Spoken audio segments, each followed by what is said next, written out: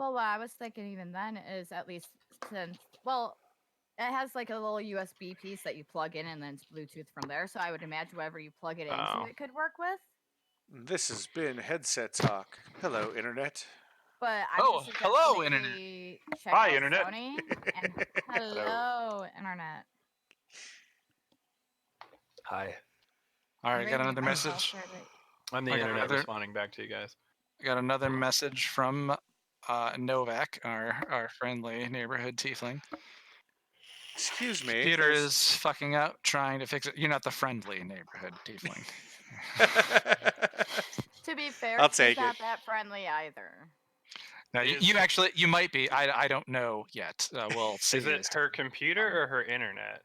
I'm not sure because I don't think she's really been able to tell us anything, and I'm pretty sure her image is frozen on Discord right now. Yes. So I'm going to text her and say, "Reboot it all." Just get some of them. Just get some of them like sick '90s headphones, where that were just like the foam earpieces. Oh no! And if they came off, they like they didn't grip your head at all. And if the foam came off, it just sliced your ear open. You know what I'm Oh, talking those were about? the days. I've got one better. You know what's funny is I was actually using the PlayStation headset. You don't thing. even remember the '90s. I No, grew I've up. got better, worse headphones.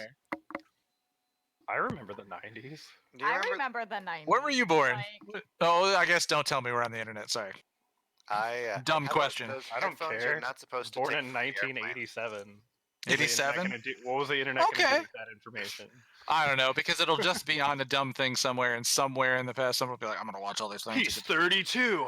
How dare He's 32. His name is this, and he lives in this city, and now And I can then find you're him. on And Wikipedia. let me try and steal his identity. Because I will fight people with the swords on my wall. They're wall hangers, but you can still hit people with them.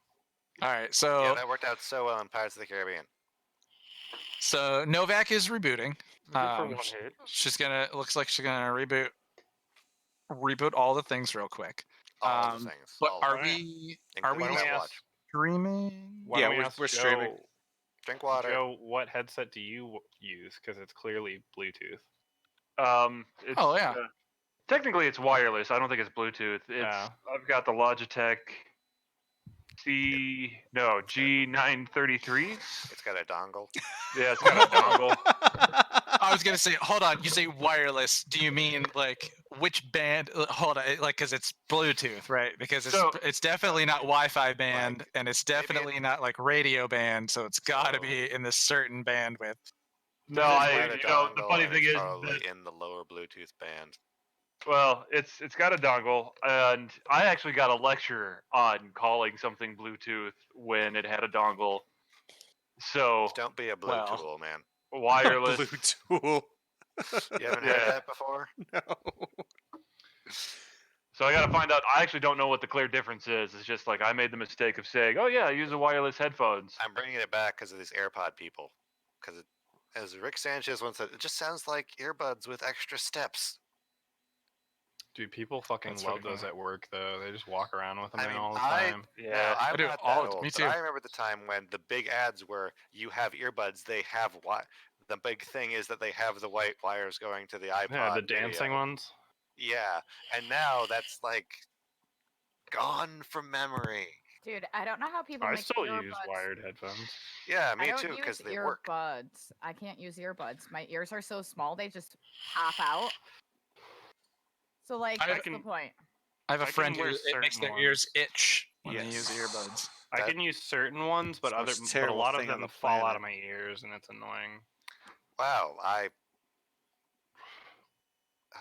to So self, I'm, write a sci-fi novel where people are judged by their ear size. dude. I'll tell you what. I am a extremely average height white male. Literally everything is made for me. So like all earbuds fit in my ears perfectly. Like t-shirts always fit me. Pants always fit me. Like nothing ever doesn't fit me. It's Well, screw I feel you. bad for everyone else because I'm just in this weird privileged place. Well, Yeah, everything's made for like average white dudes. Yeah, and I am like that exactly. I'm about as average white dude as it gets. You don't have to apologize for existing. Well, I mean, I am, but This is- that's fine. This is the first time I've ever seen this. Thanks for being in the party, and it's got people who have left We will What? remember you. Wait, what? on The first time you ever Oh. seen Yeah, it? that's the first time I've ever seen it. I guess I haven't scrolled down that much. Sparkle Gemstone. Oh, yeah. With her little water sprite thing. Yeah. Droop. I must win him back. No, we're gonna kill him. No, I love Droop. Straight up. I knew you were gonna murder. make him turn against me, and I was so sad about it. I wasn't even mad. I was sad. Look, I have a quick question. In what way did he turn against you? He didn't turn against me per se. Okay, so I didn't make him turn against you because he never turned against But you. you put me in a position in which I may have to kill him. Oh no, it's a moral dilemma. Whatever for you, a neutral Just character only because- cares about one thing. Just because your character is on the alignment scale considered evil doesn't mean that they have to necessarily just do evil things. It just means it's a way of them perceiving things and the way that they perceive why they're doing their actions. So So- he's That's gonna absolutely lose true. because he's neutral. It's just because he's a bit of a jerk. He's Who, me? talking about Droop. Yeah, no, you're getting wires mixed there. Oh yeah. Talking about Droop, but just because he's an evil character doesn't mean that he only a lo- does evil things, and that's absolutely true. Droop did not only do evil things, right? Yeah, Like, Droop he- definitely he helped did. us too. He Yeah. helped us fight a couple times. Yeah, he and just he he showed was in his compassion a little self-interest. bit. Yeah. He was just acting out of his own self-interest all the time, and he did worship what is an evil deity. So, Sure. Yeah, no, I know. Yeah, I know. I was things just happen. messing with you. Yeah. I'm just saying he didn't betray you. Like he I never. I don't He- think he was I ever mean, he- dishonest with you. Honestly, I don't think he ever lied. As a matter of fact, Bear, you betrayed yourself. With I your mean, heart. not really. I'm Betrayed you. neutral, and I pretty much like. I mean, I like you guys, but my allegiance is like to the forest and to like nature. And so I was like, as long as you don't fuck up trees, you're good. Note to self: stab a tree later. See what happens. You might die. Just start cutting them down. I have like so many Make an friends enemy. right now. I don't know if you want to fight me. Yeah, I'm excited to the point where we get into a real. You guys, Battle at fifth, Royale. you guys get into a real 5th level battle. That's gonna be a good time. It's not gonna be a good time. I'm gonna hurt. I didn't even summon my highest level summon. I We was gonna haven't say, even what seen final form. wouldn't be a good time about it, Letus? It's gonna be bad. You're Thank you for that. you're Scathing you're a commentary. rogue. Your sneak attack is ridiculous. Yeah, no, it's crazy right now. I'm pretty It's sure if absolutely you crazy right now. I'm pretty sure if you hit me hard enough and did a sneak attack, you might one-shot me. I don't have a lot of health. Well, maybe we'll find out later. What? I mean, please seems don't stab plausible. me. Please don't stab me. I'd appreciate it. The next time we're in between sessions, like having an offshoot, we should just do a battle royale and settle all of this. Okay. Dream sequence. So do we want to do a recap? Yeah, I think we'll give it a shot while our new friend works with their connection stuff. But they've joined us again, so that's pretty Yeah. cool. I saw And I can blinking. tell It's that not a static. image. Yeah. It's hard to tell though because we just see you from the nose up. Is that better? I might have to go Yeah. get a Oh. fan. Can you hear me? Hey, So that's I what can't you hear look you. like. Oh, never all mind. right. Novak, do you think you could try and post that like image real quick off the Hero Forge so I could maybe throw it up on this screen? Is it plausible, or are you still Yeah, working through your stuff? No, Real it quick. should be fine now. Everyone Wait who lives 2 close enough, come seconds. over and we'll just play this on the table, and then everyone else has to play remotely. You know what? How That is the would table that going? would still be fun. It's it's going well. I basically, I need to. I mean, it's pretty much just needs like put together. Like the new top is done. Other than it just needs like sanded and stained. But I don't want to put it together until I have like. I'm gonna take a router and make a lip around where the TV is, and then get some more wood, make a lip on that, like put it together, make a lip there. So that way I can just like pop it on there and make like a full table, and then I can just pop that off when I need the screen. Nice. That's cool. So should be neat.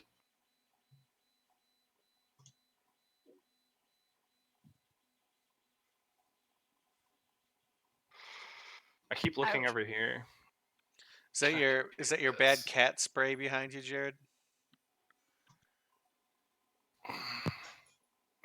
Opening up my image.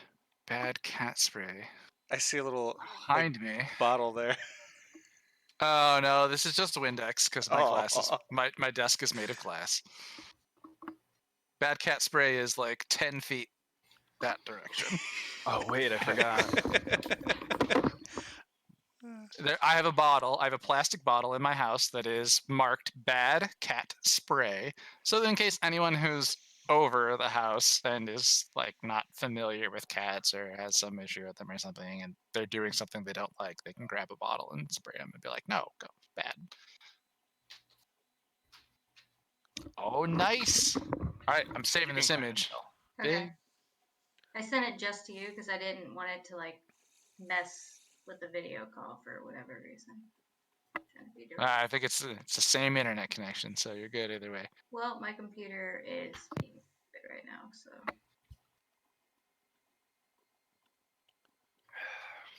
Well, it's Alright, still alright. good to see you here. Yeah. Yeah, Yeah. yeah. We're all excited. Yeah. Yeah. Yeah. I have color changey lights behind me now. Oh, speaking of color changing Fun. lights, I got new lights for my ghosts, and they're color changing. So now I've Oh, got nice. It changes colors now. Ooh, Now nice. it That's makes sweet. it not fun. Seems like it's I stuck have on. one that's sitting on one of my shelves. I turn them on sometimes. All right, we did it. There is a Novak image. Where? There. That I see it. You got big horns. Mm-hmm. Don't look at my horns. I don't have horns. So Novak and I were at dinner earlier. Also, we were at dinner with one of the other people who was there, who was impressed with your table, by the way, Taliesin. Oh, thanks. Wanted to make sure I spread that around. But Novak, you were saying something about the horns where like those were too tall or They're they fit under the not- hood or something. Yeah, they're not that tall. They only make me like 3 inches taller, but it didn't. That's the size it came with, so. They're mean, like I- half that size. That looks pretty dope, though. That's awesome. All right. Well, we're all here. I can hear Novak, I think, for the first time in the 2 sessions that we've had earlier. So this is amazing. Would any party member like to do a recap, or would you like me to just jump in with what we've got? Or either way, I'll do it after yours. So I'm going to step out on that one because I think that was when I was still playing at work. You were at work, yeah. Yeah. You were at work and everybody was having internet issues. it's a Yeah. fun- CJ, do it. It's your birthday. You have to do it. What? I barely remember what happened. Birthday All right, rehab. Perfect. Because I'm going to do it again anyways. Let's hear it. So, I remember that. God, I don't even have my notes because I can't find my notebook. This is crap. So I remember, like at the start of the session, you guys had just gotten the doppelganger, like restrained, and Brought him into town. and Helia, Haley. Dirk's girlfriend. Thank you, whatever the bitch's name is. Damn. Decided to be like, here, you take care of these PTSD ridden dwarves. I'ma take a nap. And so Yep. like Yep. she did that. Novak and I, Azita, decided to try and get a spot at the inn. Dealt with people being super intimidated because, you know, I'm giant and that's weird. Mm-hmm. Um, and so we decided not to do that. And then, meanwhile, all that's happening. The brothers went to Mama's house. Or did they take the PTSD ridden dwarves with them? I can't remember. They did, yeah. I was gonna say, Okay. I think it was. Okay. And so, like, while all this is going down, all these big lights start dancing on the horizon just north of town. And so everybody starts to charge in, and we find goblins setting up a blaze to an entire farm.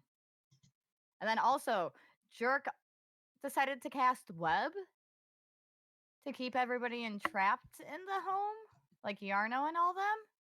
And he couldn't decide if he wanted to cast it on the fire or not for a hot second there. I remember that. I remember that being a very vivid conversation.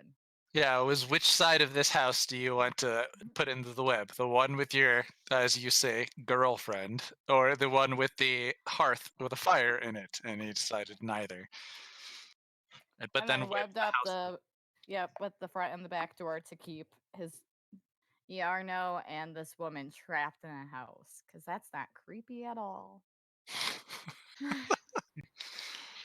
But yeah, that's about all I remember. All right, all right. Well, then, if Horrible recap. Sorry, guys. that's perfect, it's perfect. If no one else has any others, I'll jump in. Go ahead. All right. So when we last left Sparkle Motion, uh, there was a goblin attack on a farm on the edge of town that happened while the party was attempting to get to sleep and kind of wrap up the end of their day as they approached and had successfully created a plan to surprise and capture a doppelganger. But as a thunderous, loud noise happened, I'm just going to start reading it. This night is dark and chilled. As you all approached the source of a loud, thunderous noise, the party found a farmhouse on fire and goblins attacking the farmers living near the edge of Phandalin. Two Zentrum agents, whom you met at Holly Thornton's house, appeared as well, reacting to the same loud sound and subsequent light and smoke that filled the night sky.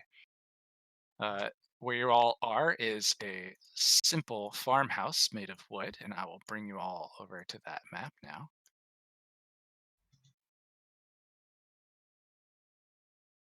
Hooray. And this simple farmhouse made of wood, the thatch roof of the building is now on fire. It was casting a bright light and stark shadows off into the night. And there were two farmers who were gravely injured.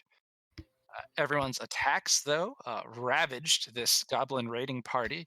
Azita's greatsword cleaving them, Novak's crossbows bolts skewering their heads, Talison's animal form absorbing their arrows, and then his magic summoning spectral tigers, Jerk's blades eviscerating them, Puber's swords cutting them down, and Godwald's magic preserving the lives of the villagers. Sparkle Motion and friends, you find yourselves amidst an unexpected battle. Jerk, it is your turn at the top of the order. What do you do?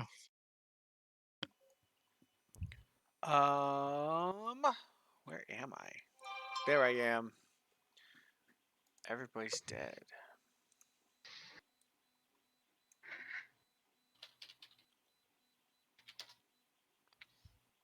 I'm gonna move up. Let's see how far can I go. That's the wrong thing.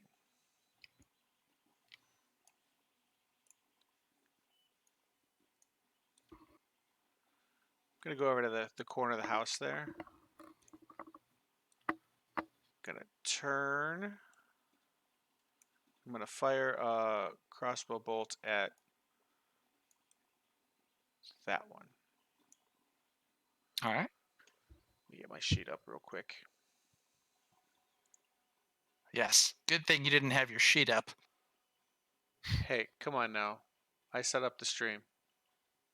I appreciate that you set up the stream and that you're doing. And then I Also- wasted like 20 minutes not doing And this. you're looking. I know you're looking down at something there while you were really paying attention. But I do want to say though, just for our new friend who's joining us, just two kind of quick reminders for everybody.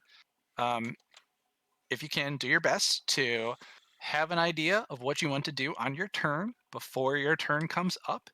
That way, your turn can move quickly onto the next person's one. That'll help everyone else feel engaged while we're going on. And then one other thing is just try and let the person whose turn it is like do their turn unless they ask for help or some idea of what to do, and then feel free to like discuss and stuff. But hold off on offering them advice on what they should do until they they ask for it. So just kind of general reminders for the party as a whole. And a 21 hits for sure. All right. Damage Just a crossbow bolt. is-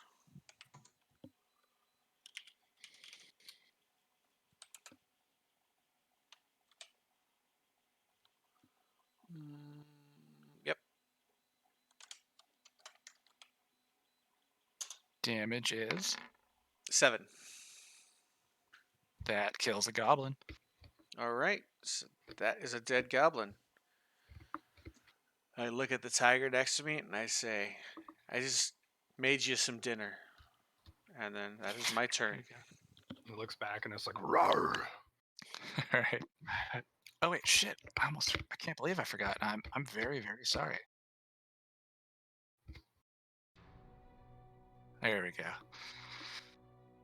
All right. After Jerk fires an arrow into one of the goblins, killing yet another of them, now surrounding the party with a series of dead goblin bodies.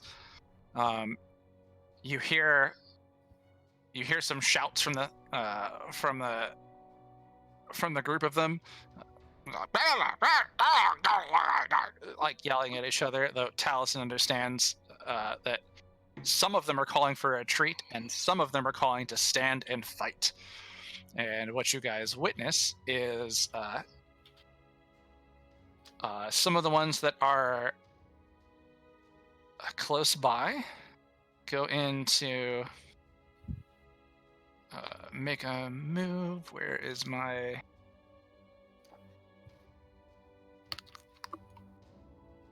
Zeta? One moves in on you and slashes with a scimitar. Whoa, with a So where's 23 to hit. So Zeta, I believe 23 hits, beats That your hits. AC. Yeah, and does a total of what would be 8 slashing damage, but I believe you But, are yeah. raging, so that is halved, so you take 4. The creature then attempts to run away from you, and according to some of the orders it has, which gives you an attack of opportunity. Yeah, I'll go ahead and take that. Give me a second to pull this up and do that. Whatever melee attack you've got available. I'm going to just use my greatsword. I was just looking up damage quick. Nice. 17 hits. So 2d6 plus 4. I haven't wrote macros up for this character yet. And before it ever gets to So flee from you. 14. Yeah, before it ever has the chance to flee from you, it falls. How do you kill this goblin? I slice it in half, vertical, just. Cleaving in twain yet another goblin body as it 2 body pieces fall flat on the ground. Seeing that, the last one that was going to then make a move towards you and to run away stops kind of frozen, unsure of what to do. There are 2 that will take some short bow shots at a Zeta and Tiger number 1, which is a 3 and a 5. Both these bolts miss, and that goblin then moves to run. I just remembered something. Would that first goblin have still hit, considering my rage made it so everybody had disadvantage except for the fruit basket goblin? Oh, he would have had disadvantage. You're right. All right. Let's see the disadvantage. Now, the disadvantage you missed, so you can go ahead and Yeah, give me my 4 health back. get your 4 health back. Woo. Let's see, there's 2 and miss 5. Feet. And let's see, next goblin goes ahead and takes his quick attack at Tiger with a 17 to hit the tiger. Now, do these tigers have a form? Can they be attacked? I'm sorry, I actually don't know how that works. Are they let's see here. summoned? I mean, they are, but they are spectral. So anything would go through it in theory. Does it have hit points? Each beast is considered fey, and it disappears when it drops to 0 hit points or when the spell ends. Summon creatures are friendly to you and your companions. Roll initiative. Blah blah blah blah. Yeah, so they basically All right. So have it's a the tiger. stats of the actual animal. Okay. So That I'm does gonna hit. assume the 17 hits tiger. Which one do you hit? 2? Or Number 1. okay. Yep. Oh my gosh! So I just ended up typing the word tiger into Google and not D&D Beyond. So that was fun. All right. Well, now Google knows And, what you're doing. It holds its position. There are one ran away, and there's one more within a line of sight. Well, how much damage Give did a it do? shot. It did. Oh yeah, it's crossbow. It's short bow. Does a d6 plus 2. 6 piercing damage. Okay. And thank you for keeping track of that. I appreciate it. 'Cause for this battle, I'm gonna let those things go. And then one of the other goblins stands straight. All right, so then that brings us down to Puber's turn. Puber, All right, you're, so you're in a sea of dead goblins. well, I'm gonna make my way out of that sea of dead goblins, and I really want to make sure that anybody who's in that building is safe. So I'd like to try and double dash my way. I don't know why I have such trouble navigating this website. Double dash my way up to this door, All right. and kind of peer in like, hello? As you run up to the door, you kind of like entering in what would have been a stark shadow, but the light from the flames has been dimmed, and now everything in the area is dim light that you can see. As you peer inside, roll me a quick perception check, and I'll tell you how much you see inside the building. That is going to be total of 12. For some reason, I thought you had higher wisdom. Okay. Oh, well, no, you're right. I'm sorry. I was looking at the other one. No, that is actually a 14. Okay. So as you look inside, one of the first things you notice is to the north on the interior of the building is actually a giant hole in the wall. It's not a smooth hole. It looks like something has been like pushed out as if some kind of explosion had caused the hurt. Inside, you see just the feet of a few goblin as they hop over like remains of the wall and are exiting the building, hearing that this crash goes. And so, actually, right about, I say, from the hole in the wall, you can actually see them standing outside with that roll. So I'm going to do little square reveals. Outside, you can kind of see them. Consider your position. Out the hole. So you see a couple goblins fleeing, but inside, actually, the house is ransacked. Things are turned over, stuff is scattered everywhere, but you don't see any other people. You do see some goblins fleeing to the north. Okay, and can I see the hole from the house? Like, was this one big room? Or does it look like basically, I just want to make sure that if there's anybody here who might be injured or wounded, I want to make sure I tend to them first.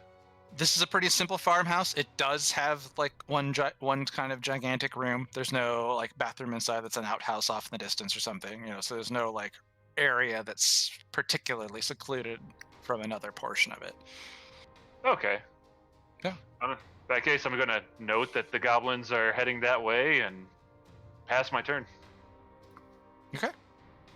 So just do you say something to the party?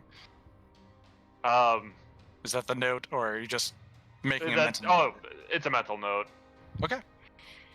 All right. So then that brings us to Taliesin and then his tigers. Oh yeah.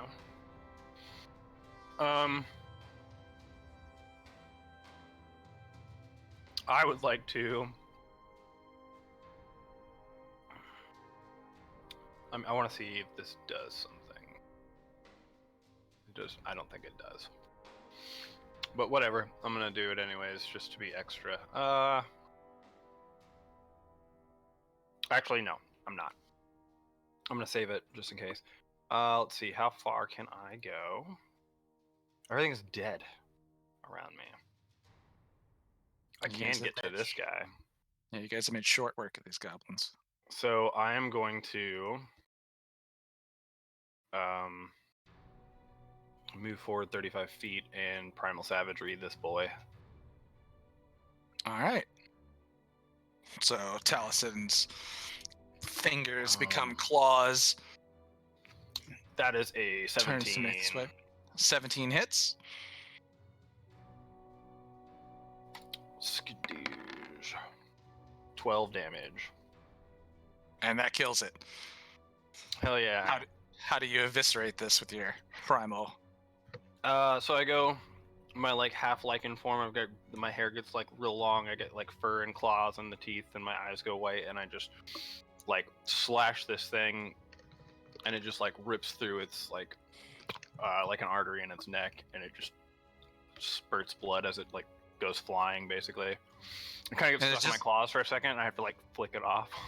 Yeah, and it kind of like the blood like splays in a circle as a body like spins and It's very Kill in Bill. response to your thing. Yeah, it just kind of goes in a circle around it. Hell yeah. Well done. And then I want to yell up to Pew Bear and be like, "Are there any survivors in the house?" I'll respond with all clear here, but the goblins are heading that way. Then I'll point to the hole in the wall as they're heading out. Points to the north. Okay. Okay. I just noticed that there's like little skulls in the flames.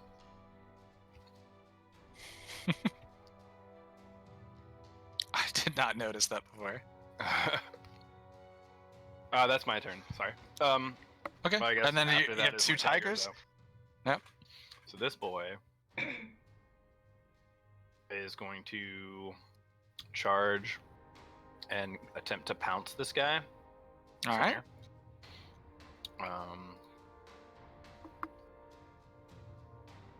Let me just make sure I understand how this works exactly. So I do a claw attack, and he has to do a DC saving throw of 13 if I hit. All right. Sorry, I'm pulling it up. I can't ever really have any of these summons macroed because they always change. Okay. So the tiger's claw attack is a +5 to hit. So Yeah. if you roll a d20, it's +5. All right, 22. 22 hits for sure. All right, so that does 1d10 plus 3. Oh wait, no, that's a bite. 1d8 plus 3. All right. Let's see that d8. So that does 8 damage to it. That 8 kills the goblin. All right, so I didn't even need to pounce it. And then the other one is going to. I'm going to yell back to it to guard. Let's see. No, he's got a spiritual weapon. I don't know if he's going to do anything with it. I just can't get to anything else really. Everything else is dead. So I'm going to yell to the other one to guard these folk. All right. Oh, you've got the man prone and the bloodied woman on the ground. Yeah. All right. Okay. Then that brings us over to Godwald, if that's the tiger's turns. Let's see. For my bonus action, I'll move the spiritual weapon up 4 squares. 1, 2, 3, 4. And it has no targets. I'll go 1, 2, 3, 4, 5, 6. And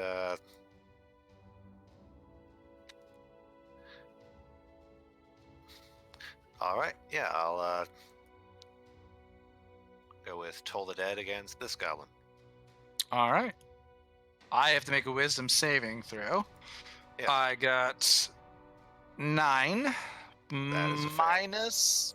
minus 1, 8. That's a fail. All right. How much damage does it take? Has it taken damage this combat? It has not. It has been hiding behind this wheelbarrow the whole time. Then I roll damage. And 12 damage. That kills Above it. average. Well then, Do you want to describe it? can it fall face first into whatever this, whatever that is next to it? Into the wheelbarrow? Yeah. Absolutely. Yeah, so as Godwald comes up and raises his hands to summon the magic for his spell, a bell appears above it, behind its head, hits it in the back of the head, knocks it forward, falling into the wheelbarrow, and it's limp and dead, and you know it's dead. All right, that's my whole turn. All right. Then Azita. So first things first, I realized this today.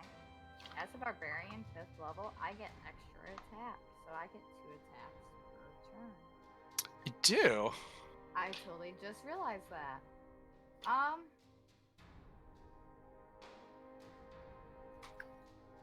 But there is no hostile creature anywhere near me, is there? I'm here. Yeah, and Rec's attack is over because you already made your first. Oh no, it's your first attack on your turn. Okay, so you could make it reckless. But no, you just get 2 attacks starting at 5th level. But if you make it reckless, you gain advantage on the attack, but then other creatures have advantage against you. But of Yeah. course, with what happened on your wild magic table, that actually would cancel out, so they would just have regular attacks against you, and you would have advantage on your first attack of your turn. Huh. Well, too bad all the ones that were affected are now dead. Oh wait, are they all? Yeah, they're all dead now. Yep. And I can't do that anymore. Sorry, adjust into a new class real quick. So yeah, I'll just guess I'll do everything I can do. All right, Which so might Azita's be- here. Yep. Ah, wrong thing. What's your movement? 40. There we go. There you go. All right. And there is nothing hostile towards me. But I could attack. I can't bonus action attack. You're just yelling. Because I did not attack a hostile creature this turn, my rage disappears. Ah, okay. Yep. Not raging, not yelling. Not raging, not yelling, just kind of like slowly dragging my feet, sulking because I can't hit something fast enough. Just stops and takes a deep breath. Just like, okay. Pissed off, that's fine. I can't That's a be lot of pissed. dead goblins already. All right, with that then, if that's your turn, it is now Novak's turn. Can you guys hear me? Yes. Yes. Yes. I hear. Cool. Okay. So, from where I'm at, if I wanted to start searching and looting these goblin corpses, Would that be one action, or would it have to be multiple actions? I guess it depends on exactly what you want to do. If you just want to search it, that's an action. So there are 4 dead goblin bodies around you that are just within your reach currently. So you could pick any of the 4 of them. And search them. But if I was gonna Yeah. loot them, it would be a different action, or it'd be still. Same action. Just describe me what you mean by loot. Like, you're gonna like go reach into its pockets and see what's in there? Well, I'm gonna search it, and then if I can't find anything, maybe I'll take part of the goblin or like a souvenir. A trophy. Okay. Yeah. Okay. Well then, pick a goblin that's around it. Just give me a ping. I will. When I say give me a ping, it's like you take the cursor, the select move cursor, and you hold down, and it does this like circle thing. So that one. That one, right? Okay. Yeah. All right. Let's go for the one right next to me. All right. So you lean down as you feel like the party has, everyone here has definitely got all these goblins handled. You look down and start searching through its goods. Let's see, and you find. Roll me a d12.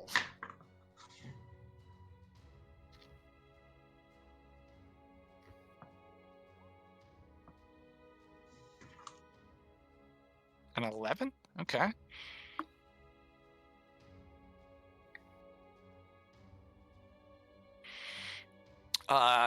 As you reach inside the pouch of this goblin, it has a short sword that you see. It has some scraps of leather armor around it that really don't seem useful at all. Instead, you reach inside a medium-sized pouch that's on its body, and what you find inside of it is a glowing pheasant carcass. So it's like the body of a pheasant that's dead, but it happens to be glowing.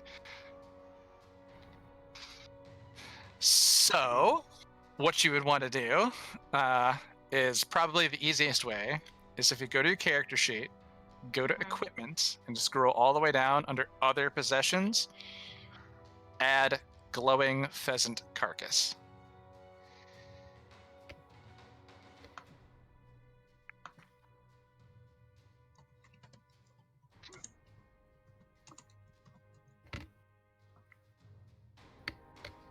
Okay. Also, Zeta, for your telling of the previous story, you have inspiration on your sheet. Everyone else, I just went through and did the thing to remove them, so if you refresh, you won't have it if you had it before. So, Jerk and Novak. But all right. So as Novak leans down and searches and grabs a glowing pheasant carcass out of it, you do still have movement if you want to move somewhere, but otherwise, we'll go back to the top of the order. I will like to move forward. Okay. And let's get closer to everybody. So, one second. You have 30 feet of movement, so anywhere you pick that tool that's within 30 feet, you could probably go. If you got to go over the fence, it's an extra 5. If you have to go over the pig pen fence, it's also an extra 5. So I'll probably move right here. Okay. Right up. Not on Godwall, but maybe the space behind him or the space next to him. Behind him. Yeah. If I Okay. remember how to move my character. There you go.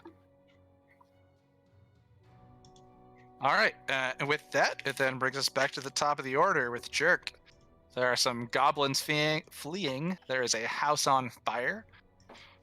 There are spectral tigers and dead bodies all around you.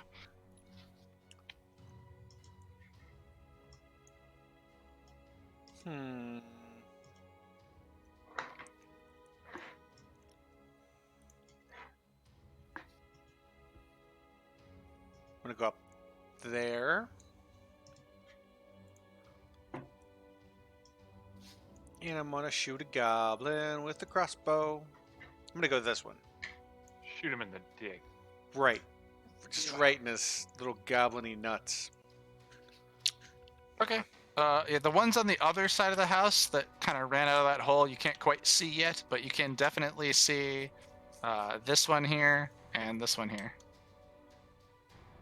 Oh, that one's dead already. Okay, yeah, so I'll shoot at this one right here.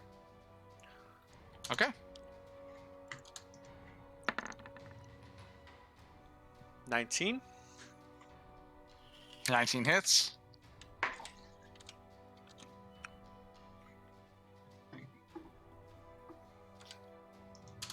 And we do 8 damage. That kills the goblin. One more dead goblin. So I've used all my movement. I'll just hang. All right. All right, then that brings us to the goblins. The one that shouted for them to stay, or else, or that Taliesin and only Taliesin understood to stay, or else face their boss's wrath, is dead now, and so the rest of them then decide to just flee, and they will get full dash movement off the map. So they are out of they're out of the area that you're all in. Combat in this particular area is over, and just for the sake of deciding what to what we should continue to do, would be Puber's turn next.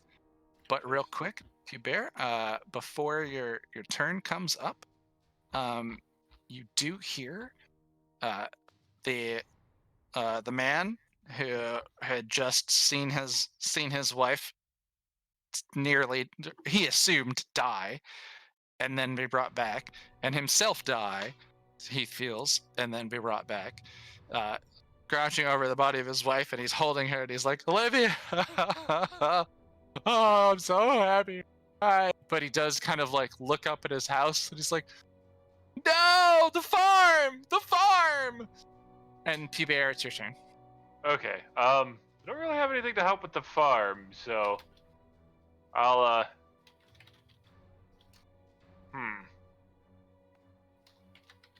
The fire spreads. I guess I'll check on the rest of the party, make sure everybody's okay. So I'll head back to over this way. Okay. Come on. And is anybody looking injured or hurt or anything like that? I've been letting you guys track your stuff. Are any of you injured or hurt? I've taken 1 point of damage. I'm dying. I mean, I have like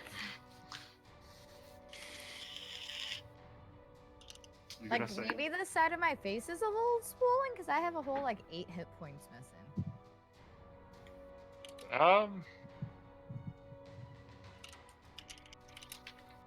But that's not like terrible for you because you're huge now, right? Yeah, it's not horrible. Like it's not like I'm Sparkle Gem and 8 hit points is half my fucking health. Okay.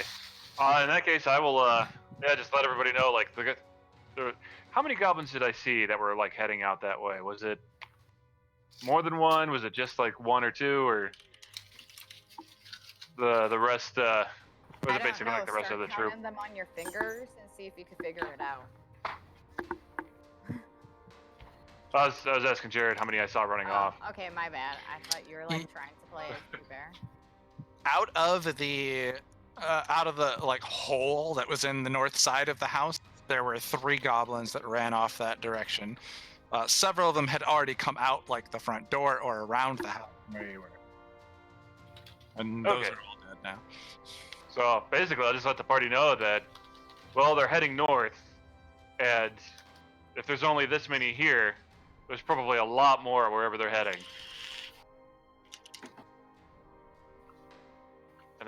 that's all I got. Pass my turn. All right.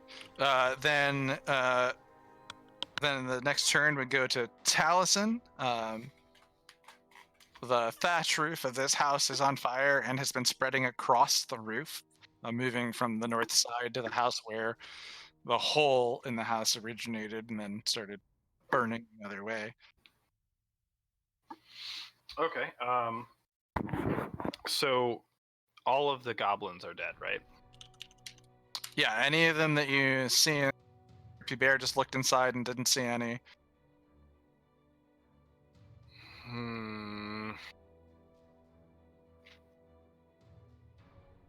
If you do look and take a notice that it is the thatch roof that is on fire, and none of like the wooden walls have caught yet. It's just that the thatch is more flammable, and so it's lit up. Okay. Dang it, I don't have that anymore either.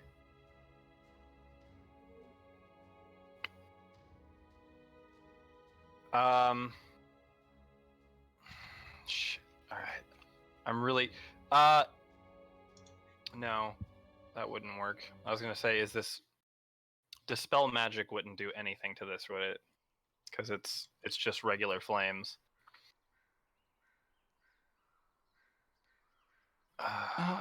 Yeah, it is just regular flames, and they are also currently dimmed because of magic that Novak is using. She could stop that on her turn, but currently the light shining from them isn't very bright. I guess I would yell to the party, does anybody have anything that could put out this flame?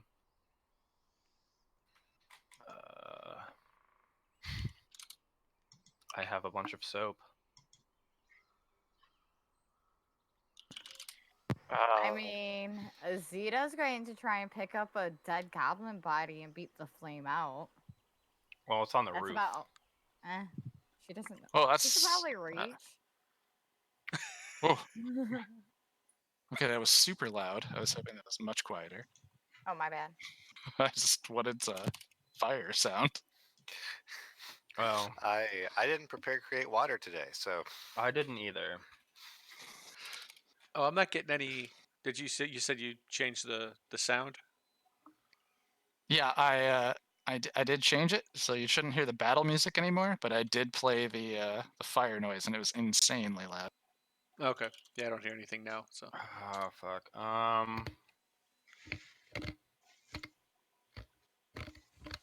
Okay, so you said that I would notice that's only the roof, right? Mm-hmm.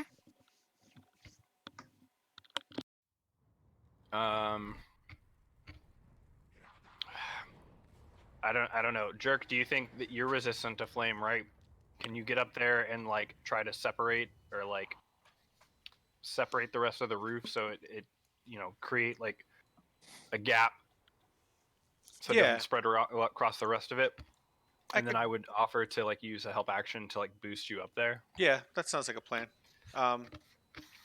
It's better than anything else I can think of. I'm fire resistant. I guess I could cut like a line here through the thatches Yeah, and cut kick in it off lines, maybe? the roof. Would that do anything? You think?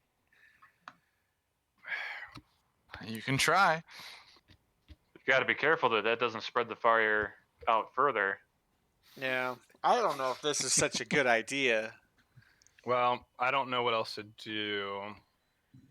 I don't have anything that can put it out, and I don't know if no one else piped up when I asked if anybody else had anything that could put it out. I can make it much Yeah, worse with my webs.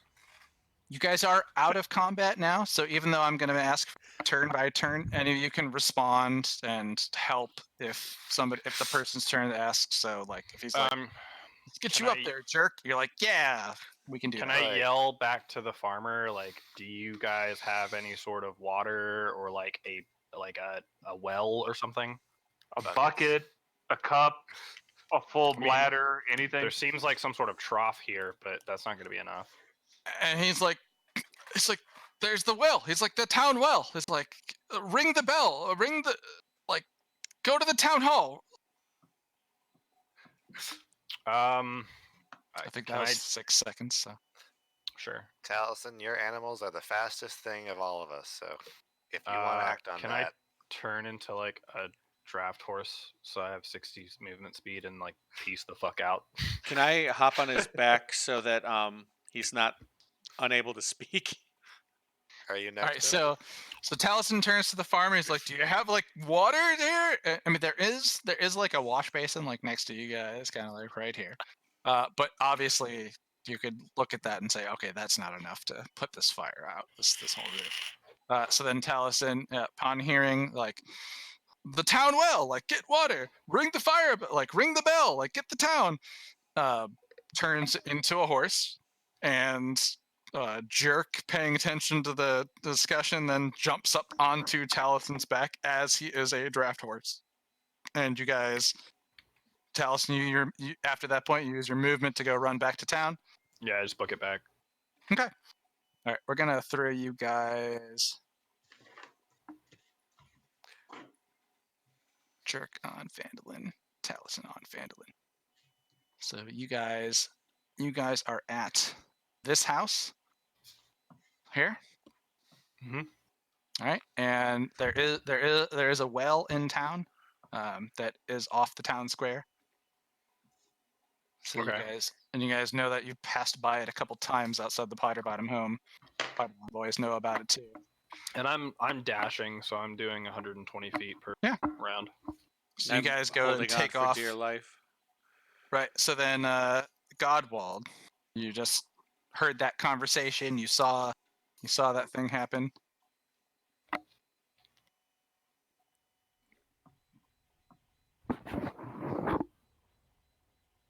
Hmm. Hmm.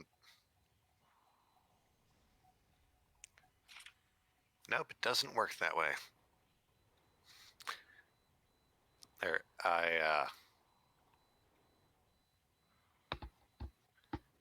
guess it's like from what I can do, I just try and get everybody away from the stuff that's on fire.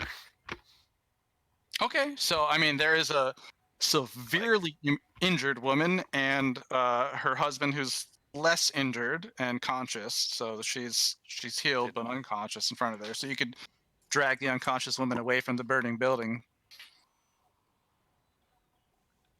Yes, Sounds that like a seems like good the plan. most immediate thing to do. It's like I Sounds looked it smart. up, and there isn't any way to change what spells I have prepared outside of the rest system. Right. If there was, I'd try and I want to spend a minute praying and be able to make it rain in a small area, but it doesn't work that way. I totally hear you. Real quick, give me just a second.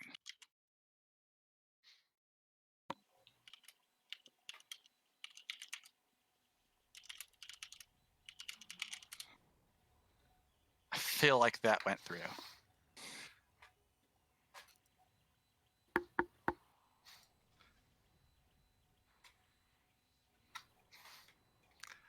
That totally came through. It the immediate thing I would think to do would be to get everybody away from the barn. Okay. Dragging, helping up, whatever needs to happen. So just tell me how. Like I'll move the injured woman's body. You tell me where you move her. Back in a second. Just like Simplest thing is probably just over here. Okay. Yeah, that's she. Get everybody away. Hey, and you drag her farther away from the building, saving the innocents. Okay. Did you want to try praying? Yes, then yes, I would like to sit down and it's like this. It's like this is a serious issue. This could certainly spread and threaten the entire region. All right, so I suppose everybody except for Jerk and Taliesin, who turned into a horse and then was ridden off into the distance, sees Godwald grab the woman injured on the ground, unconscious, and drag her the burning building, and then once she's a short distance away, kneels and starts praying. you hear the sound of thunder in the distance. Azita, it's your turn. The house is on fire. Most goblins seem to have run away. Yeah, like What I are you said, doing? Azita's going to pick up the closest goblin body she could find and start smashing trying to snuff out the fire with the goblin body. Because she's not the smartest. Okay. All right, so roll me a quick strength check. And you could do athletics if you want. Athletics? Okay, Oh, yeah. so that's a 24. Okay, so Azita, let's see, you're here. You goes up, grabs this dead goblin body, and just starts beating the side of the house with the edge of the roof. She's just tall enough We'll that dispel this. she can fling this body, and she's using it like a rug, trying to put a fire, just thump, thump, thump, and using the goblin's dead body to try and put the fire out. It's amazing. All right, Novak, you just seen your little sister grab a body and try to use it to put a fire out. You saw a man turn into a horse, take off and run away. There are some spectral tigers hanging out nearby you, and There's uh, this. and this and phrase. another person just dragged a human being away. I'm gonna say that the husband came over actually with you, Godwald, and Yeah, I was wondering if he was went with trying to them. help drag her. Can he not be dead Oh shit! now? Yeah, he's not dead That's anymore. been there for a few rounds. And he's not prone either. All right. Okay, so I got a few questions. All right. So if I loot again, is there a max weight if they do have something that I can carry? So even if I find something, I can't carry it? You have. How much can I reveal here? I mean, I would imagine that, and Novak would imagine that if a tiny goblin could carry a thing, that she could probably carry it too. In addition to her stuff, maybe a goblin body slows her down to half speed or something. But otherwise, yeah, you're fine. Okay. And the guy's moved away from me now, right? He's over by his wife, off in the 30 feet away. I would like to search and loot the goblin I'm standing on top of, if I can. Absolutely. Roll me a d12.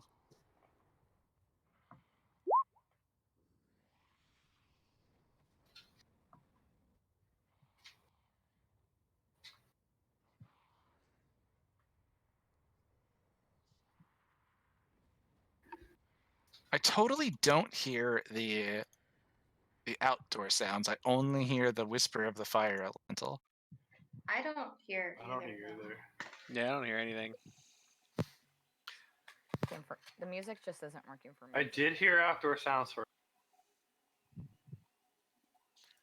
Okay, I've adjusted my master music volume. Oh, as it goes. I got it. Oh, now I hear outdoor sounds. Okay, I hear it. Yeah. Nope, I still hear nothing. Okay, I get smoldering now. Oh, I hear it now. All right, I fixed it. My bad. Smoldering intensity. Just ignore the little demon whisper in there. Just like I'm asking you to ignore the skull in that fire that you found. Most But of it okay. blend in with the regular demons. All right, did you roll me that d12? Yeah, it was Oh. Okay. 12, I think. Yeah. Mm-hmm.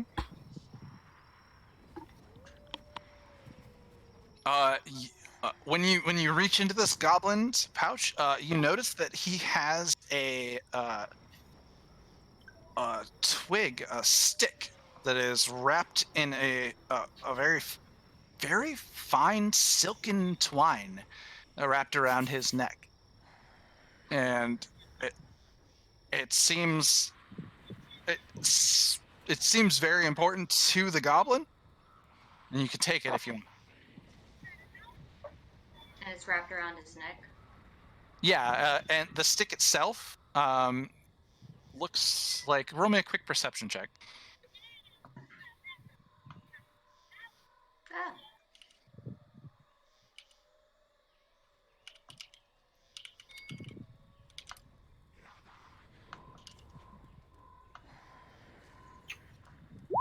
+5, so 11. Okay. Yeah, you notice that the wood isn't like familiar to you, but it definitely like it's not a cheap rope that is wrapped around it. It's a very fine rope that's wrapped around this stick that it's wearing around its neck for some reason. All right, I decide to take it. Okay. Then what I would put in your inventory would be a burnt stick with a hand on the end, and I'll explain that later. Burnt stick plus hand. Got it. Right, like it's a little, it's a wooden hand, but the stick itself is burnt. Okay. A little tiny hand carved in the end of it. All right, so then that would bring us back up to the top of the order. Jerk, this house building is on fire. You are riding Taliesin as he is going back to the town to, I assume, get to the well. But you're on Taliesin's back. Okay, is there a like a bell in the center of town by the well that I could just start ringing really loud, or Roll me a quick intelligence check to see if you remember the bell that farmer is talking about.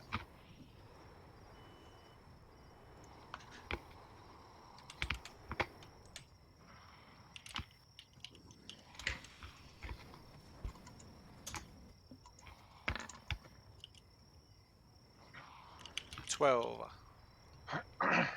You do remember that at the town master's hall, there is a bell in the tower there.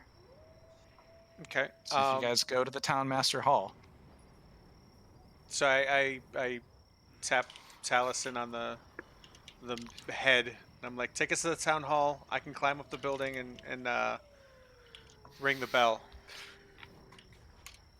Because I So am you an tell- expert climber. Like Yeah, they're not gonna believe that the building's on fire. They can't see it because it's dim. right. So Jerk says to Taliesin, like, go to the town master's hall. Like, I'll climb up and ring the bell, and you basically like hold your action to climb the wall and go to like climb up the building and ring the bell once you're there Yeah. on his turn. All right. Yeah. Pubert, you are now faced with a massive burning on this building. A massive burning. A mass of burning. Yes, Oh. the entire roof is on fire. Well, I think I'd like to loop around the house. Not go Okay. through it, but I'm gonna try to get around towards where the goblins were running. All right. So like up towards the north. Yeah. Let me break out my handy dandy ruler. I'll do get me right about here. And All right. I'm just gonna. Do I see anything of any note at the moment? Anything like more goblins coming back for backup or anything like that? No, they seem to have all fled completely. Roll me a quick perception check.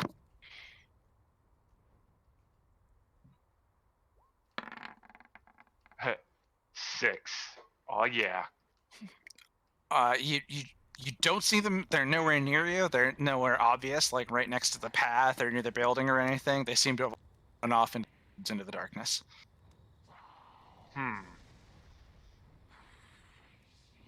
Okay. Well, that's my action and movement, so I'm gonna have to pass.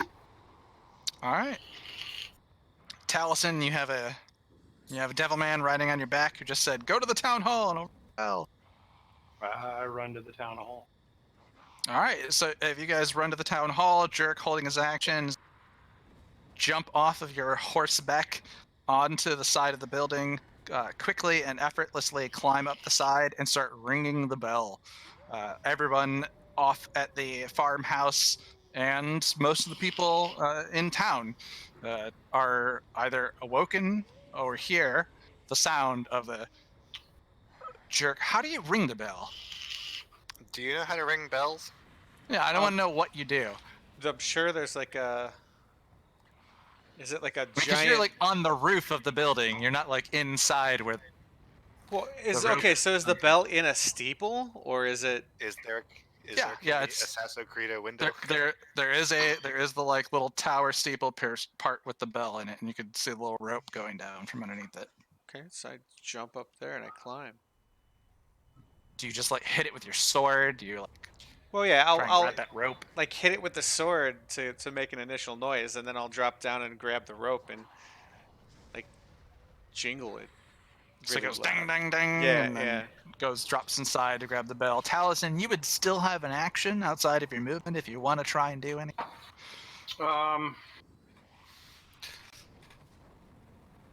I You're want a very to, large horse in front of a building. Yeah, I want to run across to the well, grab the rope with my mouth, and fuck it up. I'm hoping that like is enough of a signal to be like, we need water or like something like that. Okay, roll me just like a quick horse dexterity check to see like how Horse dexterity. like so you run up you run up to the well. You do see it there. You see the familiar the rope in. You grab it in with your mouth and you go and pull out.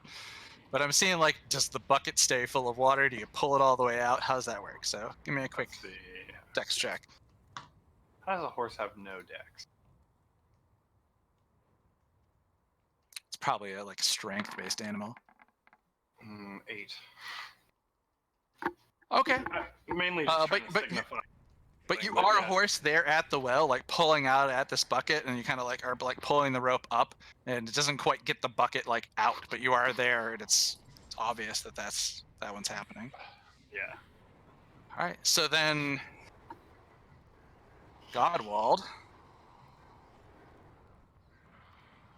that whisper applies to you, and everyone there at the farmhouse, having heard the sudden crack of thunder, now feels a familiar pitter pat, and a light rain, a very warm light rain starts to hit. Oh, And- thanks, Amora. And the flames seem to, like, they're getting hit with water, so it just starts to rain. Godwald, do you do anything? I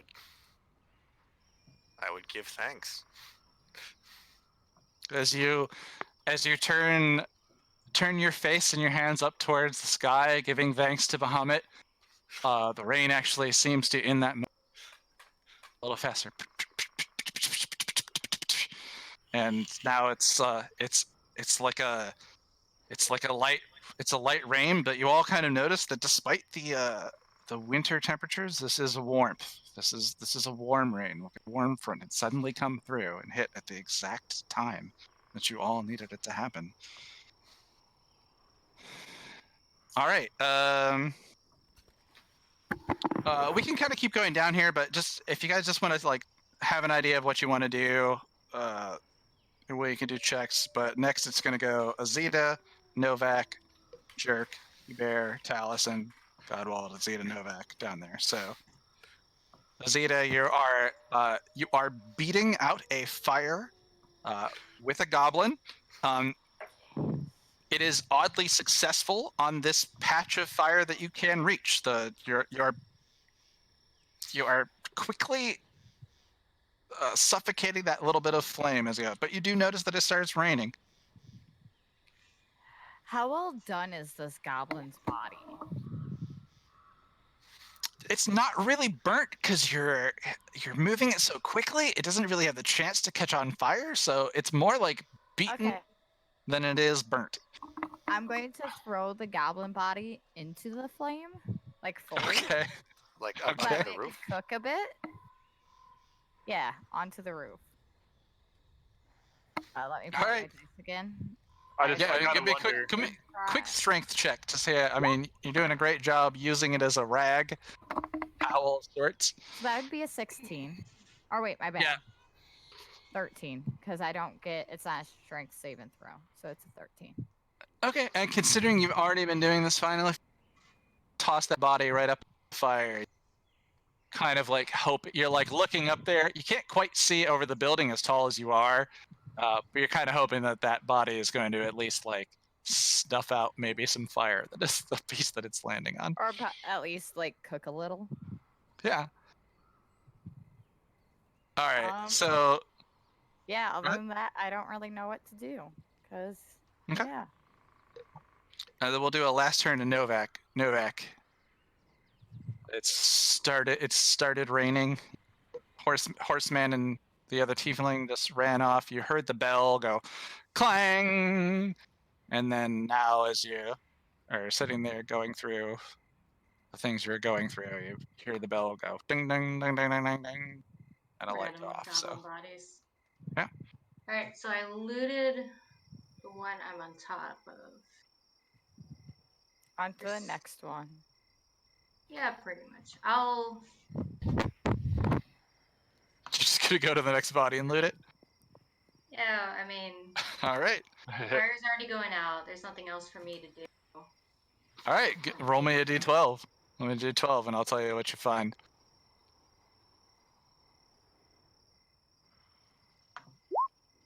Nothing.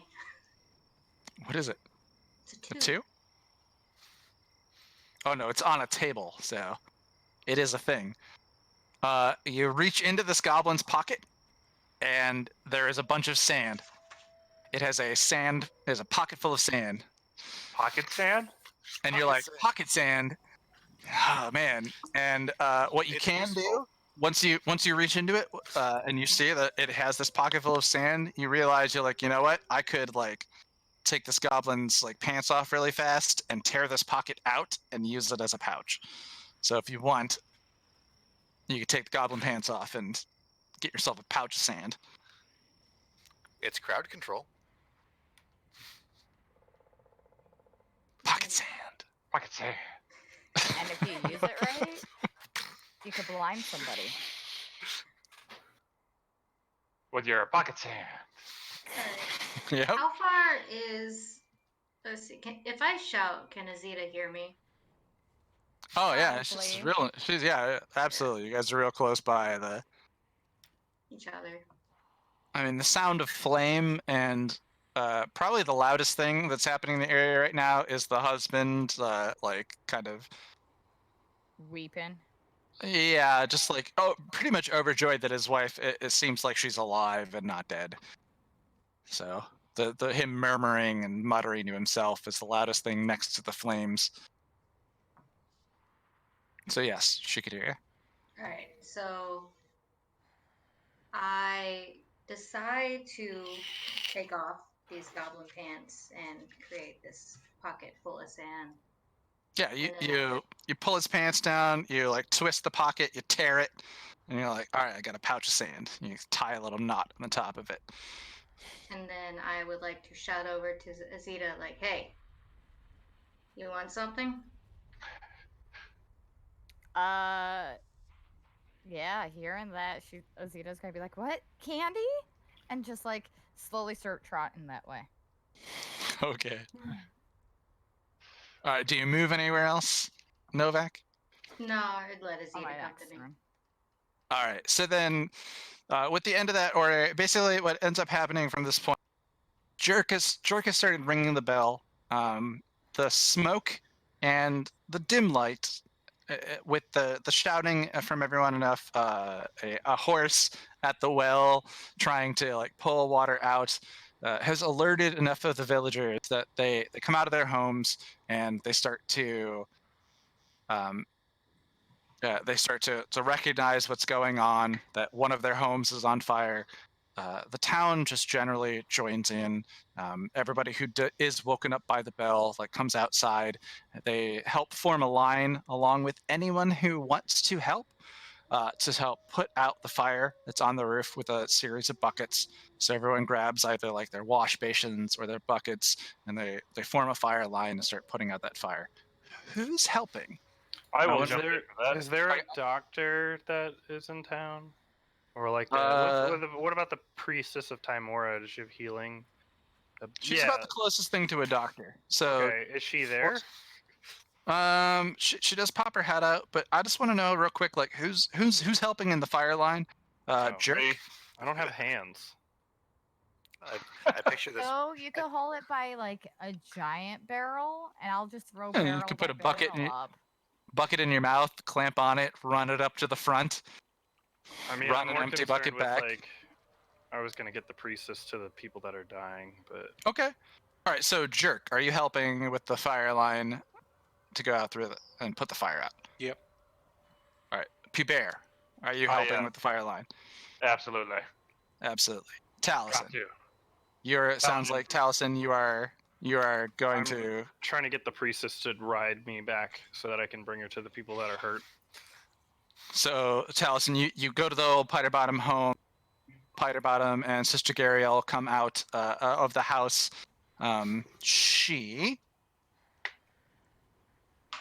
recognizes that you're probably Taliesin, seeing whatever hoofing movements you're doing. Okay, I hear you, horse, and actually does go to jump on you. Hell yeah. Does a average job holding on to you and running back and forth. So you're able to bring the priestess of Timora over to them. She does see them injured, sees the Godwall's there, and then I guess the next person is Godwald. She kind of asks, "Do you have this handled? Do I need to get healing potions?" Uh, it seems that these two will be fine, but I don't know what else has happened here. Okay, so she accepts that if you feel like that they're going to be okay, and she starts looking around for other people, just seeing dead goblins around on the ground and giving them no mind. I know what else seems to be drawing attention to anyone else that's injured. Can I- Azita. Oh, I- sorry. Sorry, I would like to turn back into myself and just Okay. mention to her, even if they're okay, I figured that a priestess that they know would be more comforting than, people that they don't. Right, absolutely. These farmers are very generally comforted by the fact that the party came along that saved them and doing everything else. They're very glad to see you all there, and they are glad to see Sister Gariel there as well. I get the last two are Azita. Are you helping with the bucket No, line? I'm getting my candy. You getting whatever Novak wanted to give you? Yep. And Novak, are you helping with the fire line or? I am not. I wasn't offered anything to help with it, so. Okay. All right. So what ends up happening is between all of you, the townspeople that came out to help after ringing the bell, building the bucket line to put out the fire, you guys are able to put out and save probably half, maybe a third of the roof by putting the flames out with throwing buckets of water up there as it spread. The thatch roof caught on fire much faster than anything else. Is actually a bit happenstance that it ended up going on that way. So you guys, the building itself is just generally intact, but it doesn't really have a roof at the time being. But that's just kind of how this ends up on it. I'm gonna put this little squiggly While the line. cookie crumbles. Oh, I'm Do on you like the wrong map, but Did Oh, I, yeah, I no, think you I guys just are in left the town. Jerk in town, didn't I? Or I guess he's helping in the line, isn't he? I think that's what he said. Okay. Yeah, but so you guys are generally able to put out half the building out, and it is probably it probably takes like 4 or 5 between everybody else to like really like have things settle down, the fire to be out, and everyone generally to be calm. But the farmers are they're very grateful to you, especially after once the Olivia, the wife, regains consciousness. The farmer Alazar is just goes up and down, thanking you so much. He can't, he doesn't know how he could ever possibly repay you for your help, but he feels indebted to you. And if there's ever anything that you need, he's just very, very, very grateful for you. Give me I'll let all him of know your that, butternut squashes. Right. Oh, maybe one the, butternut squash. the items that they do have are things that are planted there to help things grow once the spring comes. So it's not really like a lot of fruits or anything, but because it is like No, the I end don't of want the end of what is comparably fairy. But they're like, butternut squashes. Oh, absolutely. That's the first thing I'm gonna grow this spring. I'm gonna get some seeds. I'm gonna take the trip to Neverwinter. I'm gonna find them and I'm gonna grow them just for you. You'll have as many as you want. All right. Oh, They're thanks. very excited for you. Well, I was gonna say no reward is necessary, just doing my duty, but that sounds delicious. I will not say make no a to a great local soup. butternut squash. And they're glad to give it to you once they have it to give it to you. I gotta step away to get the kid to bed. All Oh, right, I did- actually, it's a I just decent spelled spot my because tigers. oh, you just spelled your tigers. Goodbye, tigers. Maybe they helped in the line for a little bit, but Right, now it's that we've like got everything good. spectral tigers ring. How long does that spell last? An then? hour. An hour? Yeah, no, absolutely. The first hour of the fire going on, there are tigers in the line as well. Yes. The town is they're a little terrified, but they seem to be helping, so they accept the help. They accept the help of everyone who's there helping. But this is probably a good time to take a quick break. Yeah. I gotta let my dog out. All right. I gotta Congratulations. cover this thing in something to cover the smell.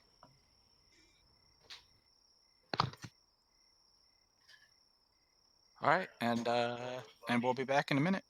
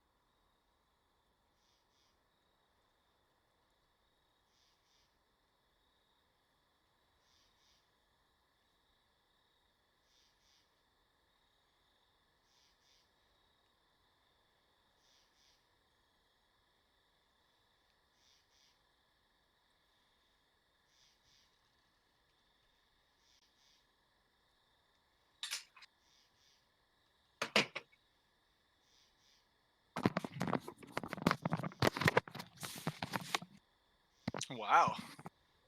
Everybody left. Hi, Joe.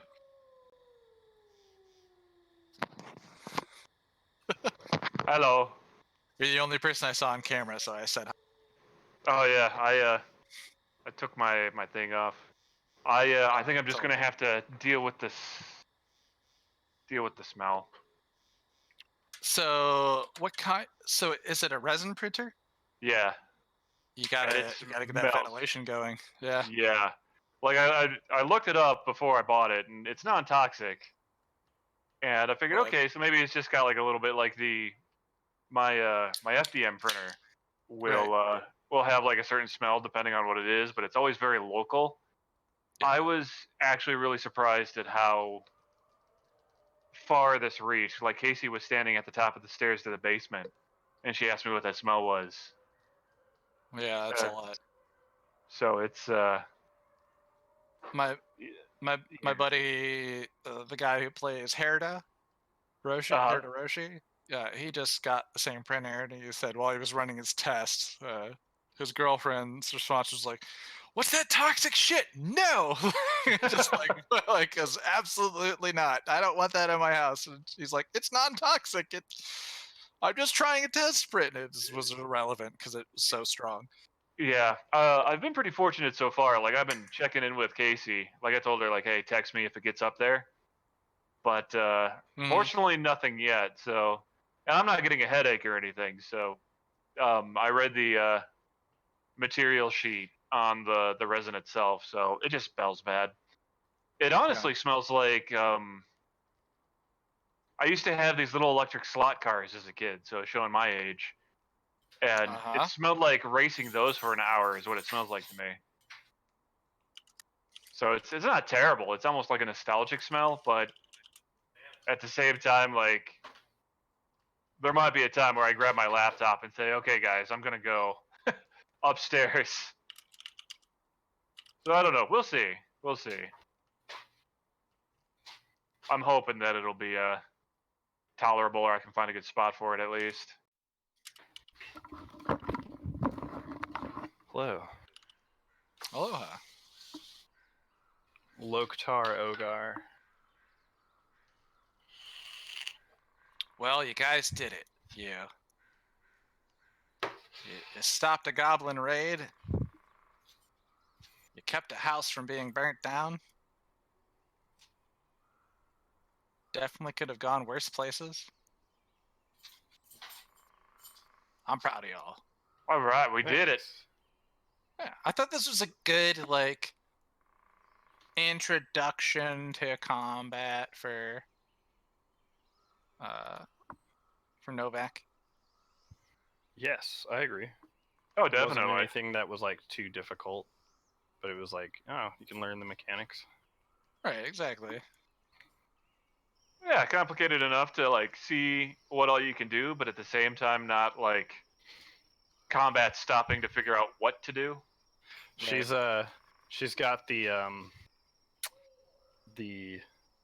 jerk dilemma of stopping and looting in mid battle.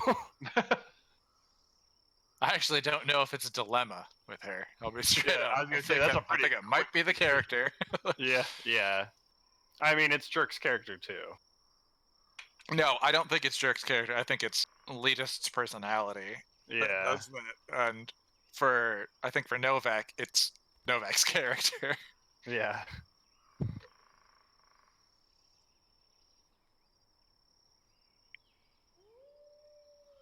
This guy, did he get his child to bed? Yeah, she was more of a pain than usual Adulting. too. Oh yeah. Yeah. I'm just glad that she never tries to leverage I'm watching you and Uncle Jared play, hearing that kind of thing. Because I would be like, let her play, let her watch. Come on, Dad. Yeah, get her started. Well, we've tried. Oh, that's right. Yeah, no, she didn't have the attention span to watch, didn't she? Well, she won't reply to your message on Discord. Well, that's right. Yeah, she can't complain. What about not being able to play D&D with us? Oh yeah, remember we were gonna try Yeah, try to see if she would want She Would said it she be wanted like, to play. to join Yeah. in. She wanted to join in and play. and then she just We all talked about it. Like, can we do that? Are we gonna? Can we be PC Carry enough for a PC kid? for a night. Yeah, then she just which would be 2-bit tough for me. Punks PC edition. Right. Yeah. Well, What do you mean? We're always playing on PC. PCNA. Oh. Well, speak for yourselves. You play on PC now too. You were on a Every PC. now and then. I still prefer my PlayStation. Noob. Gross. Yeah, well, when you could do a lot of shit talking online, it's a little bit more. I guess you could do that on PC. You've got a too. headset. You Oh, can yeah. do it on PC know. too. Oh, you're silly. I tried to play Final Fantasy 14 with a controller, and I kept having to stop and ask Robin how to do everything. Yeah, no, I can't do Final Fantasy. I actually have a keyboard and a mouse specifically bought for my PC for Final Robin's Fantasy. really 14. good with a controller. Like she's just like switching between like fucking hot bars or whatever, and I It depends on the class. If I'm can't figure out how to do playing- it. If you're playing a DPS class, it's not that hard. But if you're It's playing pretty, like, yeah. if you're playing a white mage like I do, good freaking luck. Like It is difficult to heal or tank with a keyboard. Make sure to refresh the buff. With a Hey, look at that. Everybody's back. it's hard to heal or tank with a controller because it's hard to switch targets. Yeah, exactly. All right, so we're all back. I think so. Yeah. Cool. All right. Yeah. cool. So, basically, when this fire and combat started, it was probably like, it was on into the evening. It had been 4-ish hours after. It's probably another 4 hours between when this happens, when the town gets up, moves into the area, helps put the flames put on the building, and then it's a bit past, it's a little past midnight when you guys uh, have everything kind of like handled as far as flames aren't spreading anymore. The house is as handled as it can be, and you're there in the evening. You guys see everyone in town that you know. You know, Grista, the bartender at the Sleeping Giant Tap Room, comes out. Leanne Greywind from the Lion Shield Coster comes out. You do not see Halia come out of the house.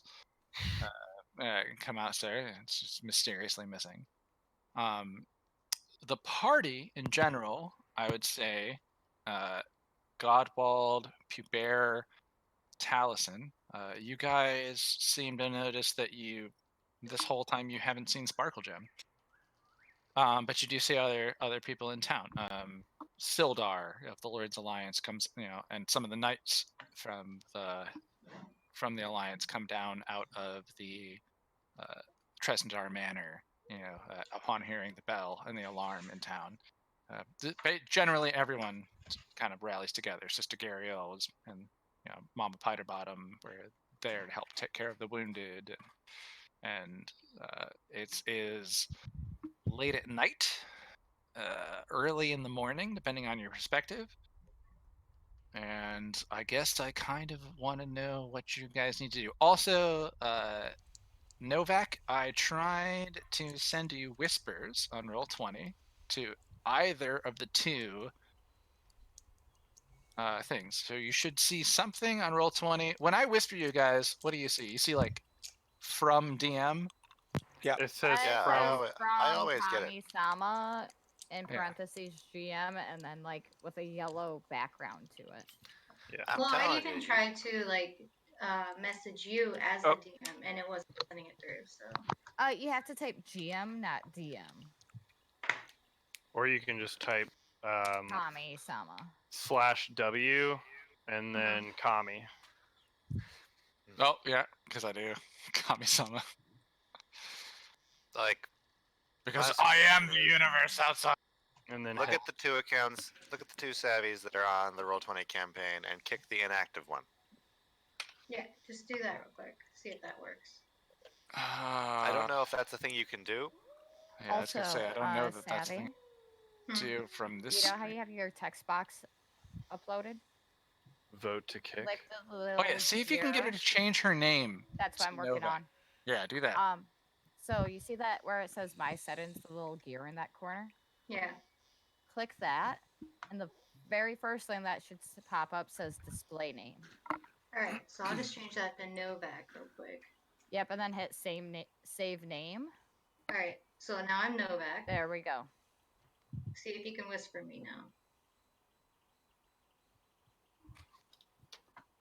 Oh. Let's see.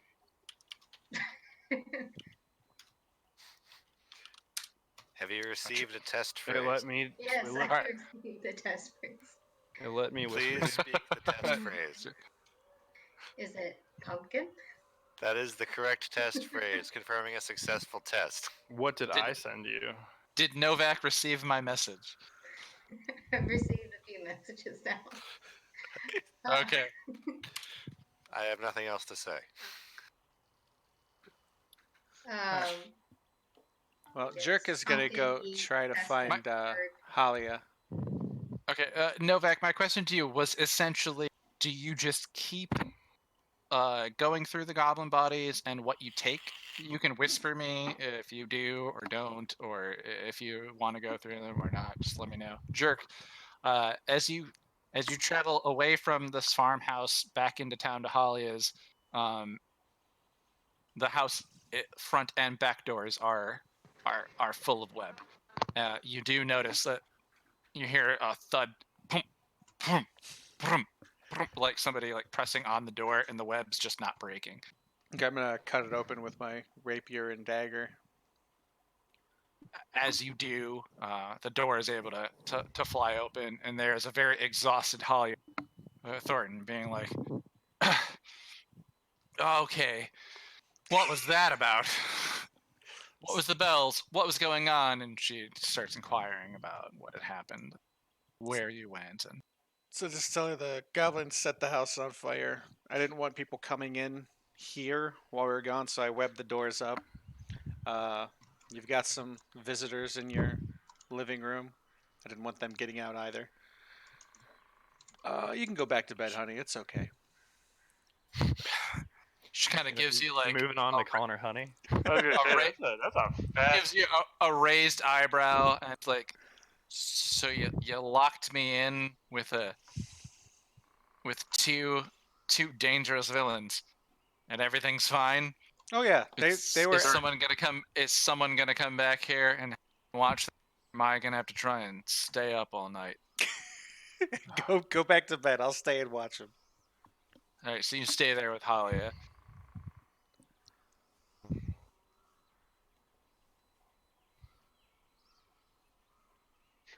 All right. All right. So I mean, like, so yeah, some of the people you guys kind of see a little bit of everybody there. They're generally like very thankful for you, for being there and helping when you did, for helping route these goblins. The story of kind of what happened comes out as you're working and moving towards this stuff. So everybody kind of knows, but it's like it's like one in the essentially. Once that all kind of winds down, the town mayor like thanks you. I'm not really sure. Let's see who would then be at the house if Jerk's there, and is everybody else then at the burnt house throughout their evening? I currently am, yes. Okay, Taliesin is. Zeta, did you stay up there help afterwards? Did you get the candy? Oh, what was the candy that Novak wanted to give Zeta? It was just a bag of sand that I figured Azia would have fun throwing at somebody. So. Okay. So after you got the bag of sand, did you help, or did you hang around, or? You're muted. Zeta? I was totally muted. Thank you. I'm really bad about that. Also, your mic is above your head. Yeah, it's things tonight, guys. You got it? All right. After you got your bag of sand, what did you do anything? I mean, probably ignore this. This is for my own sake. Okay, so Azita doesn't try to eat the sand. Okay. So she'll put it Are in her you really? pocket. But does she What? try to eat the goblin she roasted? Well, that's what I was gonna say. She's going to check, like, climb on the roof and check and see how well done that goblin is to try and eat it. That section of the roof burnt through, so if you go inside, is a corpse now inside the house. Okay, yes. Go ahead and give me a perception check to see if you think that it is charred enough to consume. Just make sure that you test the internal temperature too, because that's a great way to get some mean- sort of foodborne illness. Yeah, it's straight on the die for perception, so 18. Yeah, so you think maybe you could probably eat this goblin, but Pubert does kind of come over to you, eyeballing it, and is like, but just in case you were thinking of doing that, you should probably finish cooking it. And it gives you a little like street smart advice. This Pubert eating many a Street goblin in his smarts. day. It's never Hey, going to man, be there's book nothing smart wrong. advice, but you know. Pubert like busts out the grill dad like knowledge, Yeah, wisdom. right? Yeah. A little internal smarts. temperature thing, the little popper that you can stick in there to test your goblin. Right. Yeah. Make sure it's ready. Yeah. Azita's going to look over him and be like, well, you guys put out the fire, so he couldn't finish. And just, like, kind of start chewing on the finger of one of the goblins. Or of the goblin, like, just start chewing on its finger. Well, hey, if you get a rumbly in your tumbly, just let me know and Yeah. I can help you out with that. And she'll give a thumbs up and keep eating her goblin. Can I go ahead? Oh, go ahead. No, go ahead. Go ahead. I would like to walk north and kind of search the tracks, maybe follow them up, and see if I can find any sort of clues as to if they were. I heard one of them say something about stay or else you're gonna get it from the boss or the boss will kill you. Mm-hmm. I have a sneaking suspicion that possibly Droop had sent them. And so I'm trying to see if I can find any sort of clues or if they're heading towards Cragmaw. Okay.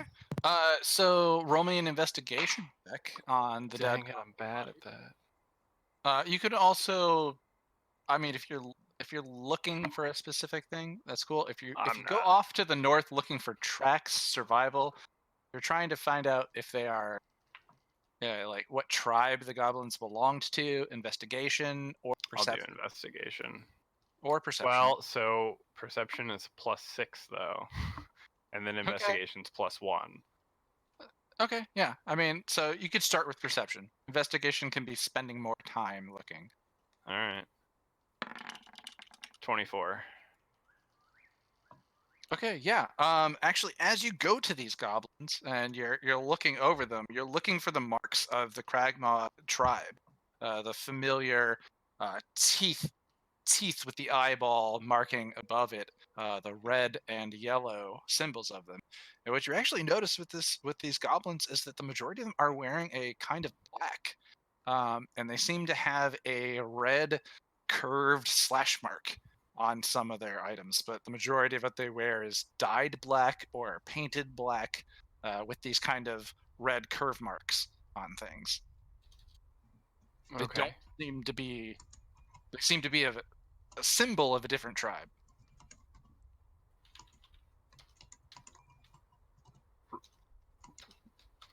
Okay. Let's see. Anybody who else who's there who hung around to get things cleaned up as the villagers kind of go back to their homes, the two farmers like thanking you and they don't even know what to do.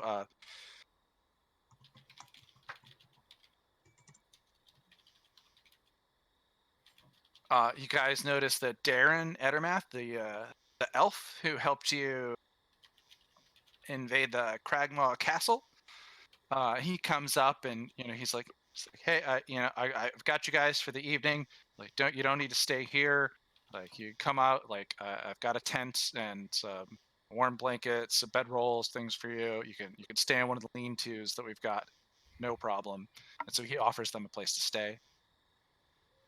The town master, which is essentially like Harbin, he's there, and it's like I don't know how we can thank you all, but perhaps tomorrow we could talk about something. It's very late, and I don't think that anything's going to happen. And he kind of looks over towards Sildar, who is the representative of the Lord's Alliance, and it's like, good. And his judgment is, he absolutely thinks, he's like, I doubt they're going to come back tonight after losing so many years.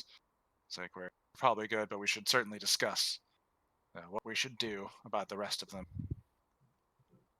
I'll nod and agree. And they all kind of like, all right, kind of agree to let this go off, though it's going to be kind of difficult for anybody to really get some rest with this threat hanging over their heads.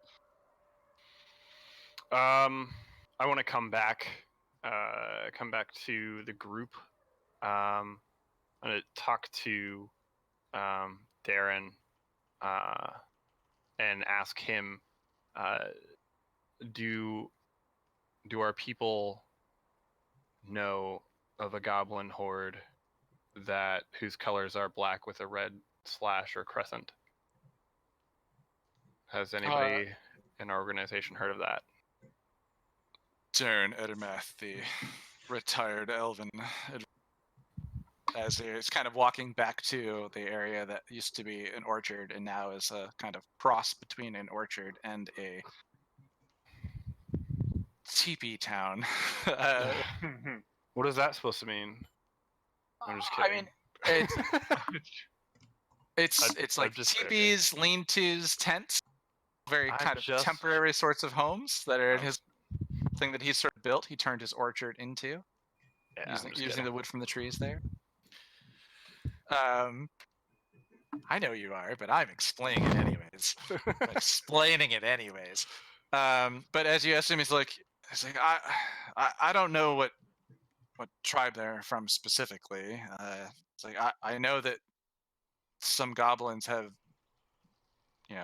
been responsible for attacking people on the Tribord Trail.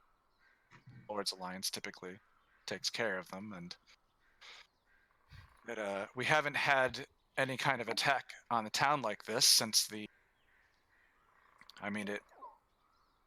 does seem to happen in the spring, during the blood moon, but that's been 7 or 8 months now since we've dealt with one of their incursions.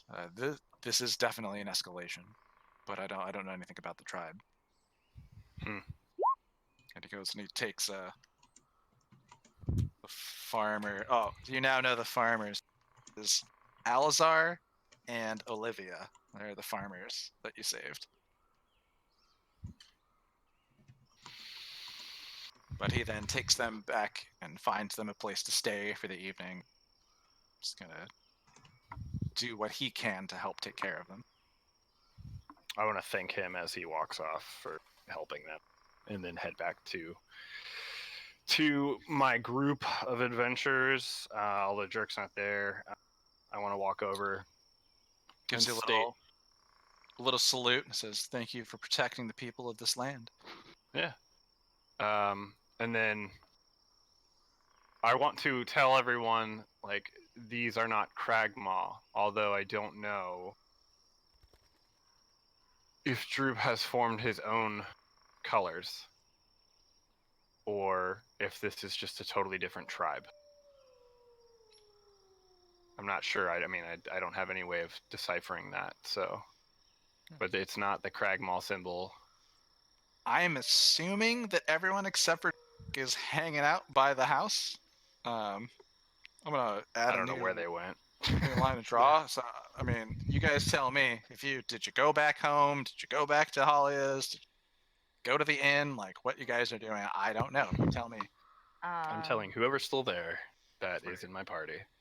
I mean, I would have stuck around until like absolute exhaustion, helping out. I don't know. I would have started making my way back at a leisurely pace. I'm assuming To Is he there? where though? towards the Is that house where Halia was. Okay, then yeah, we'll head back that way, and I'm I just thought you gonna guys be went like, to the stayed at the inn. no, we No. tried to, but then they Oh, were that's right. like, They're really weird. we refused to pay their prices because like they were overcharging because I'm big and scary. And So there we wasn't just a kinda- there wasn't a particularly good charisma persuasion check happening. Oh no, well I'm not a charisma character, so. So, Right. just out of curiosity, what are our prisoners doing when I'm in the house? Are they just both still out cold, or Yarno has long since lost the will to kind of try and escape after a series of things that you guys have done to him and he has experienced in his life. The doppelganger, on the other hand, does seem to occasionally try to get out of his manacles. Any of the things that you took off the to hang him out, but they are steel, and he can't change his size and shape enough to really escape them. So he's less passive than Yarna is. Yarna's kind of given up to the idea of his fate is sealed. I'd like to have a conversation with Yarno. Okay, well, let's hold on to that for a second. Everybody else hanging around this other house. Do we got anything? Are you doing anything? Well, Novak and I we're going to head back toward Halia's. thank you, Halia's house. Okay. And like as I'm walking, like slowly more and more parts of this goblin are being ate. The bones just Okay. being left behind You're as eating like it? a trail. And then when she gets to this like the skull, she's going to rip any hair off and kind of just let the skull bounce around in her mouth until it's nothing but the bone left, and then tie the skull to her hip. Okay. Give me a Constitution save. Oh, But I believe it's Let's going to see be it. a plus something with your. 14. Okay. Yeah. As you're eating the goblin, you do notice that it's quite cooked all the way through, and you're kind of shedding like pieces of its like scrap arm. You maybe just as you're walking back to the other house, like get through like big chunks on an arm, but you do start feeling a little sick. You're like, Okay. this I should cook. I should cook my food before I eat it. This wasn't cooked enough. But You know, just, I'm a just, fighter just, bottom. just a rumbling in your stomach, not you're gotta not poop throwing now. up or anything. I gotta poo soon. But still, when she gets to the skull, rather than doing that, she is going to like find a way to get all the flesh off of it and just keep this one goblin skull clean. Yeah, Mama Okay. Fighter Bottom didn't raise no fools. That's why I had to go out and become one on my own.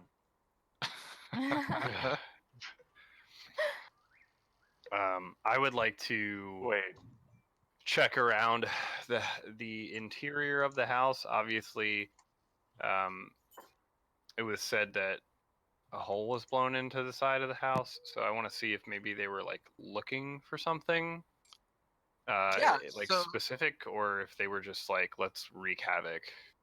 Okay. Is anyone else? So Azita walked back to Holly. Back at Novak went back there too. Yeah, it was Novak's idea to go, so. Okay, so Taliesin and it sounds like Bear and Godwald are still at the house. Is that right? I'm Yep. still there. Yeah. Okay, so as you guys kind of like are checking things out, Taliesin identifies that these aren't Kragmaw goblins. They're wearing the wrong sigils. I don't see any of the colors in the markings. You guys go inside the house. Roll me perception or investigation checks based on your proficiency and tell me which one they are. So if you have like proficiency in it, roll for it. Anybody walking back to the house, you said? Mm-mm. Anyone at the house. Okay. So the three of them. Hoy. Okay. Do you want me to roll both perception and investigation, or just one together? Okay, no, wait. I want to see if Bear is the one Yeah. figure everything happening here.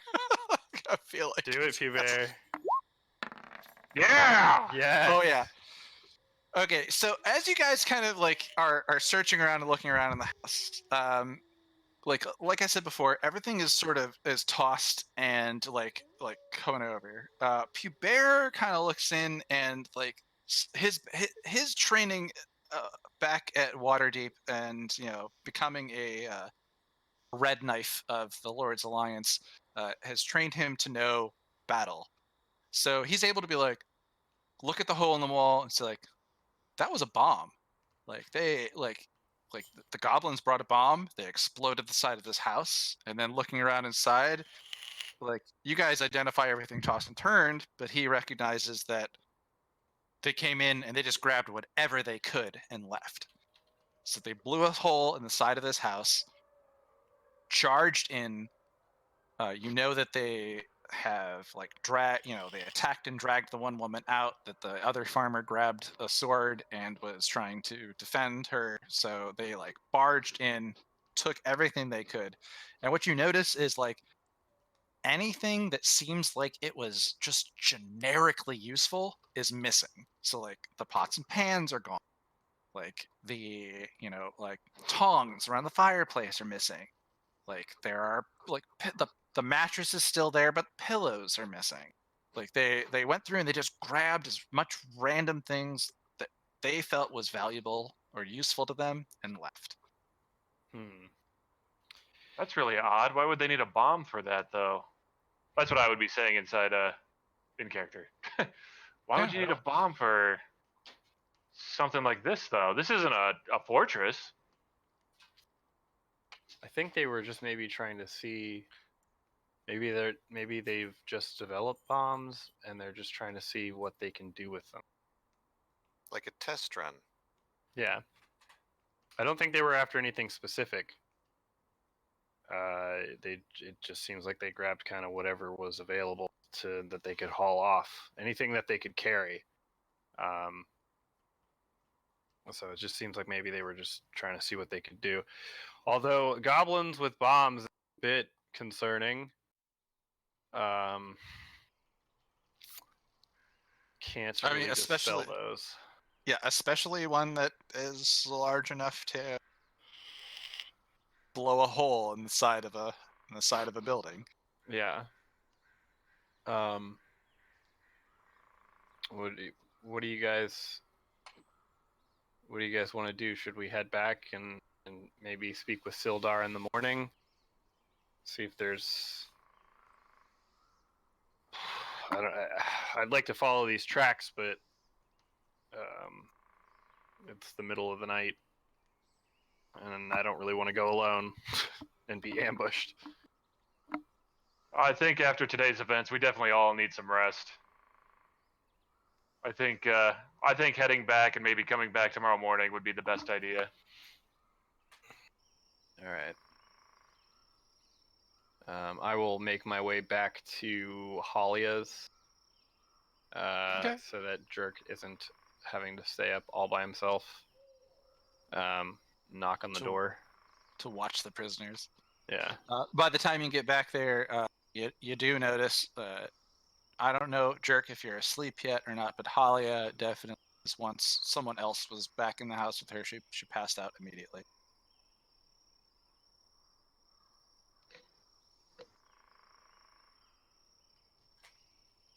Okay. Well, I will. I'll come back in, I guess, and sit down by the fire and just start smoking my pipe again, and like kind of go into like a meditative state.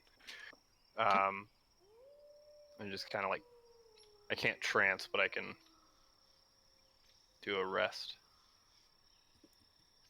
All right, yeah. All right, so Can I trance? basically, if you guys are getting sleep, it's time to try and do it.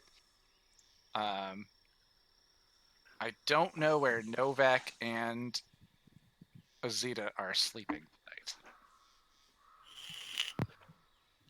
I think that's what we've been trying to figure out. Well, Azita, where do you want to drop and sleep? I mean, I could curl up behind a barrel and figure it out, or at least try to. Or climb on top of a roof and take a nap. Just bask. Yeah, I mean- basically best. If you want to climb up on a roof and do that, or I mean, I'll curl up behind the house, Halia's house. Yeah, we could do that if you want. Whatever's easiest. You guys could throw your bedrolls outside of Halia's house if you want. If you go to Halia's house earlier, that you're welcome to stay there. She said as much. That's true. We could always go stay in Helios' house and curl up and take a nap. But yeah, we'll just do that. All right, so you guys go back to Halia's house. Sounds like rather than go inside, you just throw your bedrolls out on the outdoors, and everybody goes ahead and gets their long rest. So I will say, go ahead and click that long rest button on your sheets, and get your full long rest back. But I would like everyone to roll their d20 to see if they are to get to sleep immediately or if it takes them a little bit longer to wake up. So remember, you just got to beat 5. That's right. Everything's coming up for you, Bear. I rolled a 1 Oh, again. somebody got that good pipe. Right? Yeah, that pipe of tobacco keeps Talus, and Jerk's got his heart rate up for staying in his quote-unquote girlfriend's house. I don't know if it was the tobacco or if it has just been Well, fucking is it talking meet or to me beat the whole five? night. Talk to you. So Yeah, with he's this, there and answering any question. with these staves, it says it regains 1d6 plus 4 at dusk. So that's not going to be till tomorrow, right? At dusk would be tomorrow evening, unless you've already rolled it out. If it's at dawn, it's not until the morning. Okay. Or This you other, used it. So if you used a charge past dusk, then it's gonna wait until that comes around for you to redo that charge. okay, cool. Okay. All right. So basically, with the events that happened throughout the evening, the small goblin raid on the farmhouse, and just generally like coming back from Wave Echo Cave and all of the trouble that involved that, planning the capture of the doppelganger and everything else, Jerk and Taliesin, you guys find it quite a bit harder to get to sleep than everyone else. So everybody else gets to wake up and do their stuff a little bit earlier. But after about 8 hours, the sun has been up for some time, but due to your just general tiredness and all the activity to do, you all mostly wake up around 9 a.m. So back at the Piter Bottom house, you guys all end up, waking up well after what you would be used to, but your day starts a little late. Jerk and Taliesin, between you, like trying to keep watch and make sure everything's fine. It'll be a little bit later when you wake up. I did have a question. Am I affected by this so much because I only need 6 hours of Oh, right. Well, no. So actually, a little bit earlier because you only need 6 hours. So it takes you 7 to get the 8. Okay. But you still do wake up a little bit early. Good Okay. call. Good call. So is Halia up? No, you and Halia are just like passed out while everybody else has got up. So the morning is on. It's been a bit of a dramatic time for the town, but in general, even though everyone was up in the night, they start their days roughly off. The town in general is tired. So most people you're going to encounter have lost some sleep. Their eyes are a little groggy. If you just like go over to the inn to try and get breakfast, everyone's just like, "Oh man, that was a rough night. I can't believe that happened to us today." Can I check to see if there's any sort of food that I could make for breakfast at Halia's house? Yeah, what you find is just basically some very generic general things that the doppelganger had kept to eat itself. Okay. It was living pretty decently. So some there are some fresh eggs. There's some different food kept in cool dry place, breads and a little bit of dried meats and things. Okay. I want to make a breakfast for like Jerk and Halia, and I guess if I look outside and see the other two sleeping out there, I'll like make them some food and then kind of give the scraps to our prisoners because I don't want them to die. All right, let's But- roll me your survival check to see how well you breakfast. Survival. All right. Yeah. Figured it'd be nice to do. Or medicine, I suppose, if either is stronger. 19. Yeah, you're able to put together a pretty decent breakfast there in the house. Yeah. The Powder Bottom boys, as as you kind of wake up, mom's on a pretty regular schedule, so she's a little tired, but she's able to make you breakfast. Nothing super fancy or as incredible as you may have had in the past, but still a good meal. The two dwarves, the Rockseeker brothers, they're in the house. They came out during the during the fire to help, but they weren't a big help. They were also kind of there. People were maybe a little surprised to see them, but then they came back to the house and are there waking up with you as well. Zeta and Zeta and Novak. Roll me some quick perception checks real fast.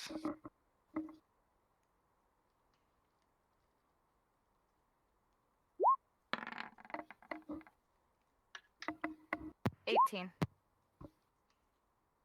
Zeta, as soon as Taliesin is cooking, you're like that breakfast is ready for when he feels like would be 8 hours for Jerk to wake up.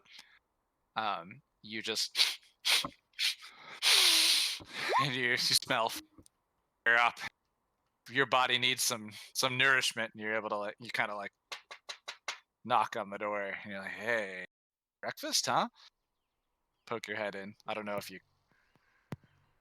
Oh, and Novak would be 16, so yeah, you definitely notice as he's waking up to the smell, and she's like, "Food, food." Salvating like a little bit of green out of her mouth, like, oh, I could smell it. Yeah, I I'm wouldn't be hungry. surprised if she like knocks me over to wake me up, trying to get to the food. Yeah, right. Just a little bit here. You notice and wake up, but all right, yeah. So it is.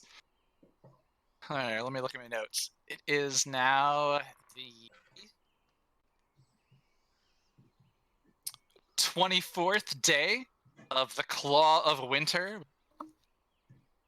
of the year 1495. You guys are in You said two different 1495. 1495 DR, the 24th day. You guys are in two different locations, so I'll just kind of split them up between the two on what you do. Piter Bottom home. What's happening? What do you do? What do you wake Well, up to?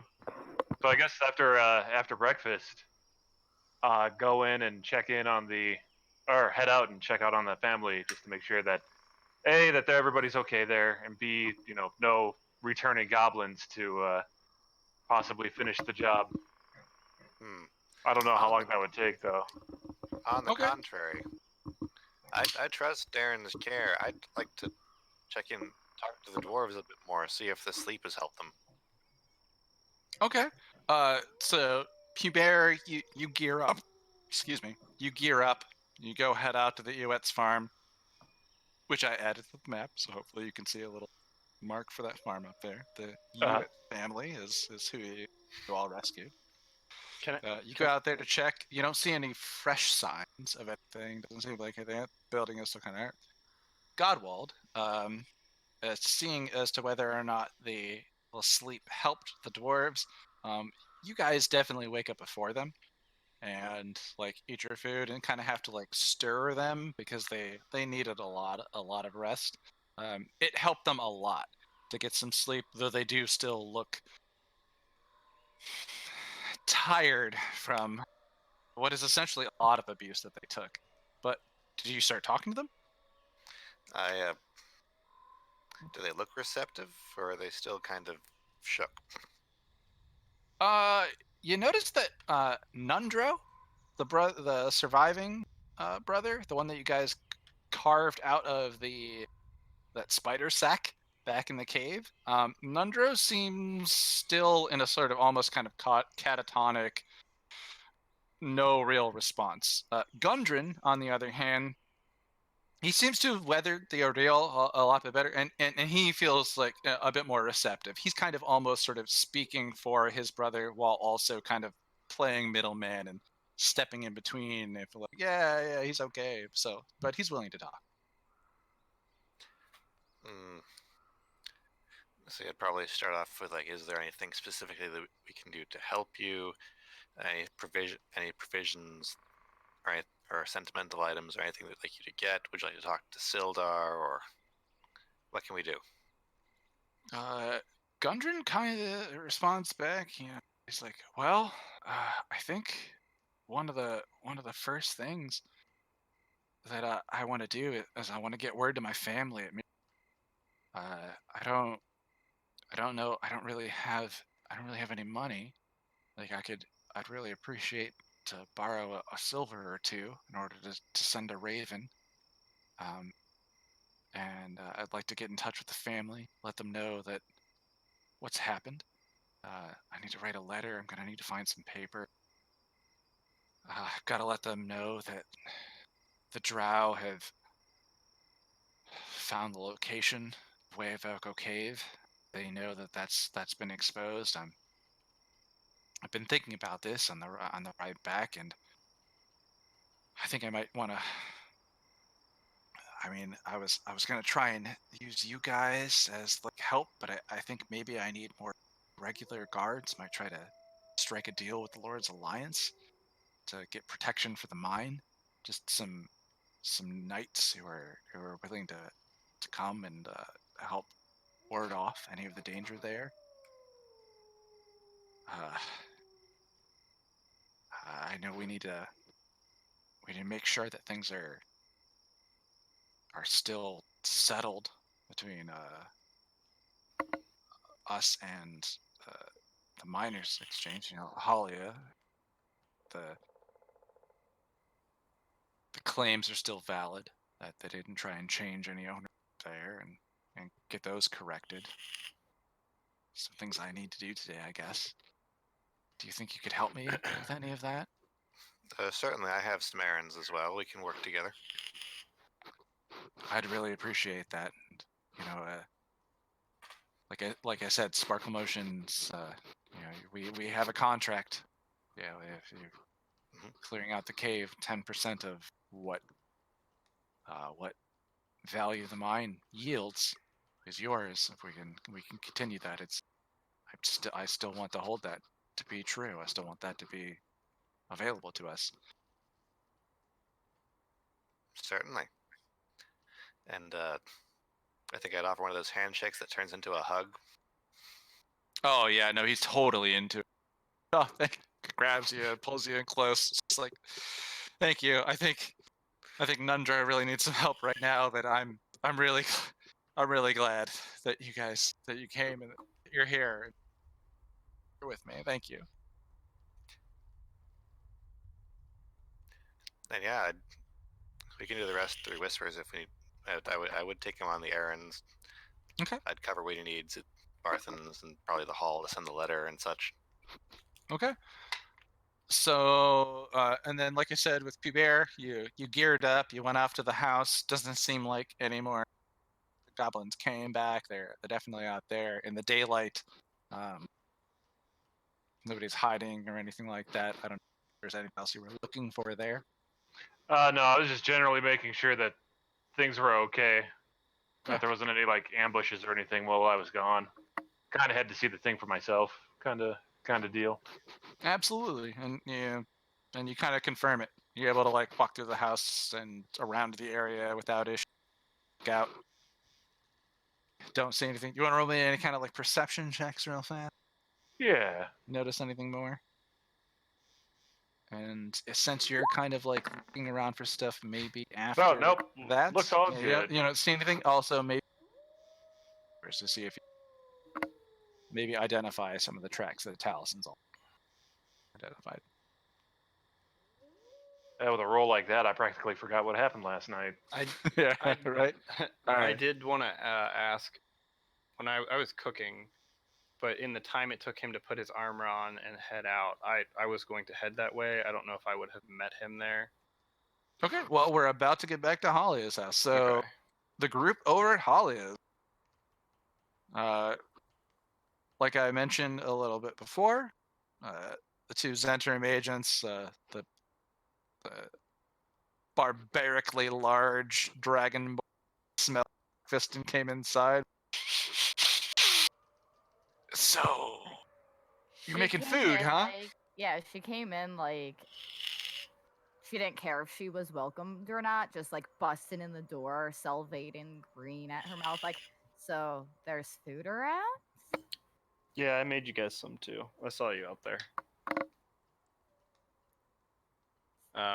Sounds I- like there was a little bit of fresh cooked meat and some other things. Maybe pancakes. You were pretty high on that check, so Yeah. so you can make pretty much whatever breakfast Hell meal yeah. there. Made some sweet French toast with some sausage and some bacon and eggs and Yeah, there were eggs, there was bread. You were able to French toast it up. Maybe a Hell little yeah. maple syrup was in the cabinet, and you're oh yeah. Get some like powdered sugar on there. I don't know if I have that in this day and age. Maybe not. Like I said, the doppelganger was kind of living well. Yeah. There wasn't any powdered sugar, but there was maple syrup. You were able to make French toast. Hell yeah. I'm gonna basically just as they come in be like, I'm just about finished, like kind of like I'm like finishing up basically, and I'm gonna be like, I'm gonna head back to that farm and I want to see where this trip go. And then like start getting my gear together to like head over there and head out. Now with you wearing Presume- the hide armor, I don't assume that you like take that off necessarily when there's like this kind of situation going. But what do you do with that? Do you just take off your leather armor, you throw your coat on? No, I mean, I would probably just keep wearing the leather armor, but I would still have like my bag, like my travel pack, and like my stabs and stuff that I would need to like. I probably wouldn't wear those to sleep. I don't think so. And Jerk, you've got that kind of like leather jacket that Mama Piterbottom made you. Is that like something you like sleep in all the time? Yeah, that, and I've still Just got that. generally take that off in the day. I've got that Cragmaw tapestry still too. As you run as a blanket out of your. Okay. Yeah, because I kind of just usually like sit down and trance a little bit more than like really sleep. Mhm. Or sometimes I trip balls and then Sparkle Gem tries to freak me out. So Well, Taliesin. Gem's not here. I know, but I'm just saying. Yeah, which again, the only No person one. that knows what happened to Sparkle Gem is Jerk. Everyone else, you just don't see her.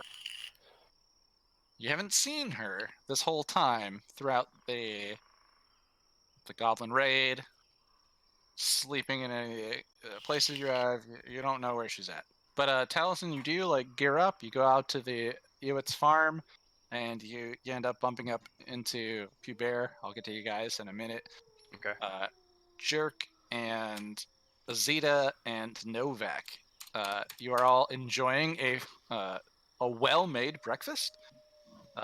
You are there with Halia, who's waking up, seeming a little more refreshed than she was before. Definitely the sleep helped, but she still looks a bit tired, a bit like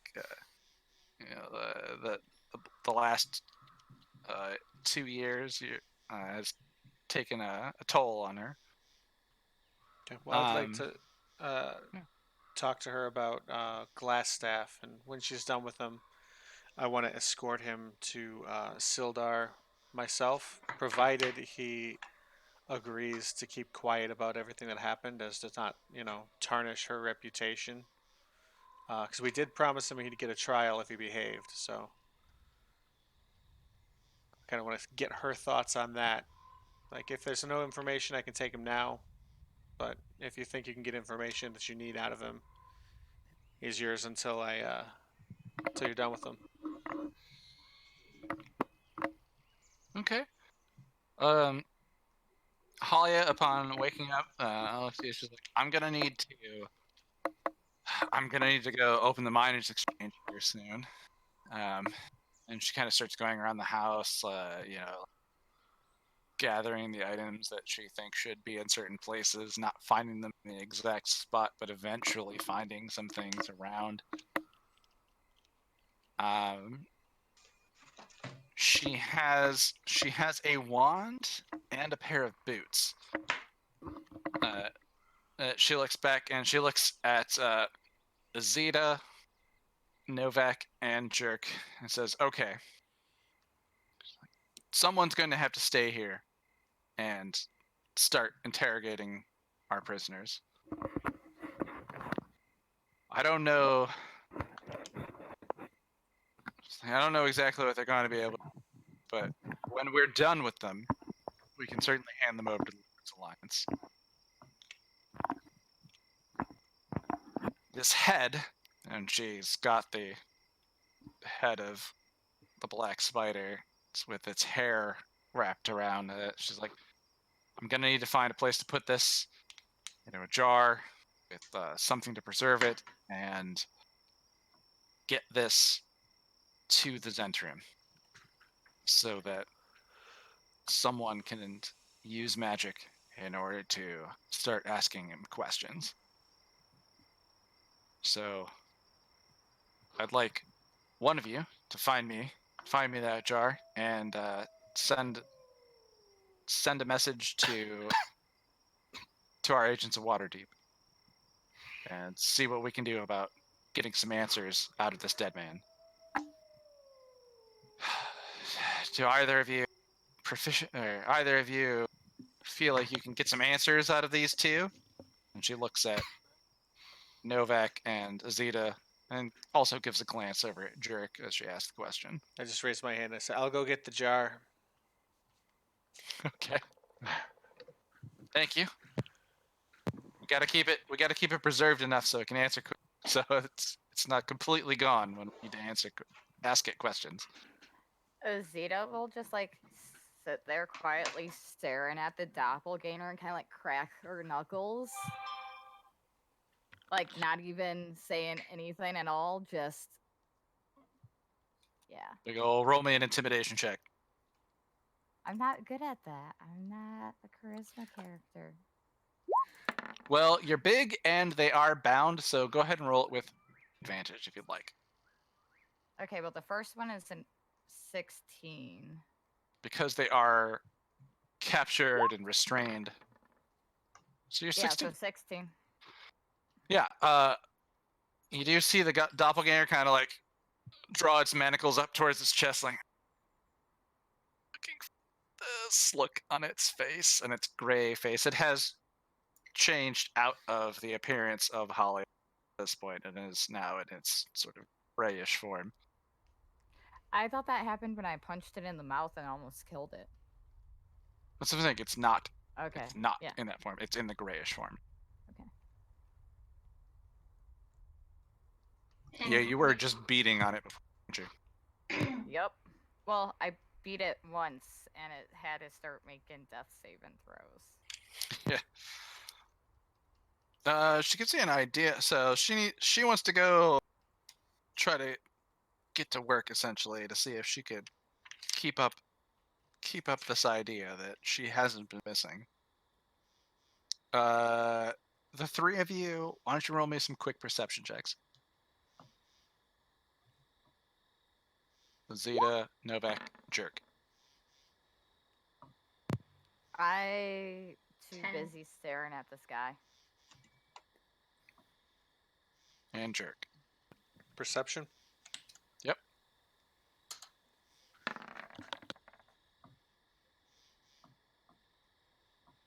Jerk, having seen the image that was the doppelganger's form and how Halia appears now, you notice, you're like, there's no way someone's not going to notice that something really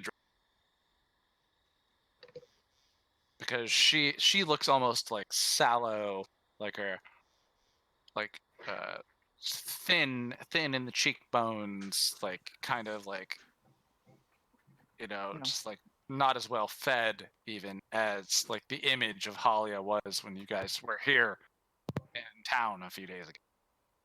Okay, well, I'll stop her and I'll mention it to her.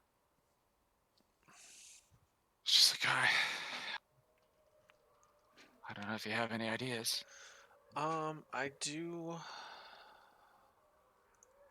Hold on, I think I I've can got... tell them I'm sick. Let me see what I've got here. I think I have a costuming kit or no. Disguise kit. You do have a disguise kit because you had bought one, so I could put heat on you to make you as a human. Yeah, I do. It should have a couple charges left on it as well. Actually, I may have put it on one of the Carts. yeah. Or did you combine it in with one of like all of mine? Because I had like 20 some odd charges on mine. So, Jerk, you mentioned to her, like, hey, kind of rough. Like, maybe we could throw some makeup on you. And she thinks it's a good idea. And if you go and get that off there, are you going to try and apply it?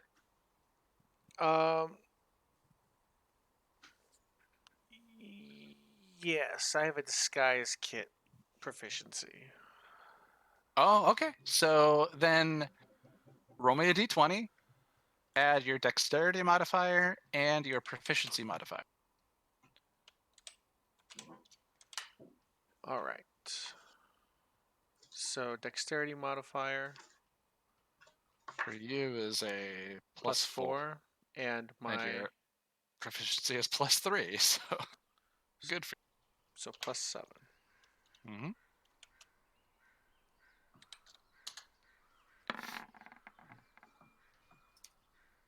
$18. You're able to do her makeup so that she looks a little bit like significantly healthier than she does without it. So you're able to help her go. And she goes, okay. And she gives you kind of like a short list of what she's looking to find out from the doppelganger and Yarno they lead, which is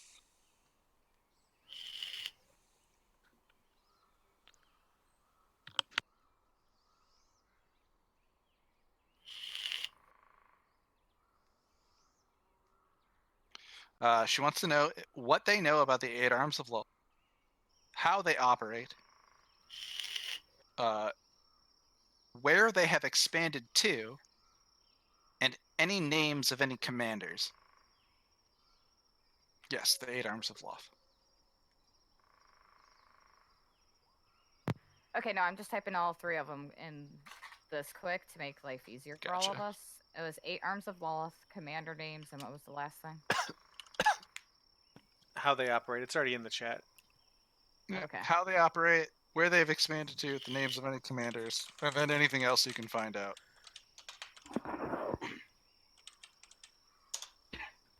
Okay. So I'll give that information to our 2 new companions, and then I want to go to the merchant's house, or the merchant, and get a jar and any kind of preservative fluids he may possibly have. Okay. Azita and Novak, are you doing anything else here? Nothing. Halia does turn to you both and say, like, from what I've experienced with Jerk, I feel like I can't imagine a reason that I shouldn't trust him. So you should be able to trust him as much as you trust me. Though I suppose he isn't officially Zenter. Is he actually sticking around to interrogate, or is he going to get that jar?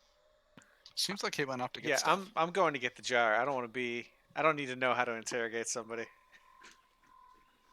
I don't want to see what you do to these poor people. All right. Well, I am. I mean, you could give me the tools back, sister, and then go about your business. I think I could handle these two on my own. I think I'm okay with giving you the tools back and being there to help question to make sure we get the right information. Or any That's fair. information. Okay.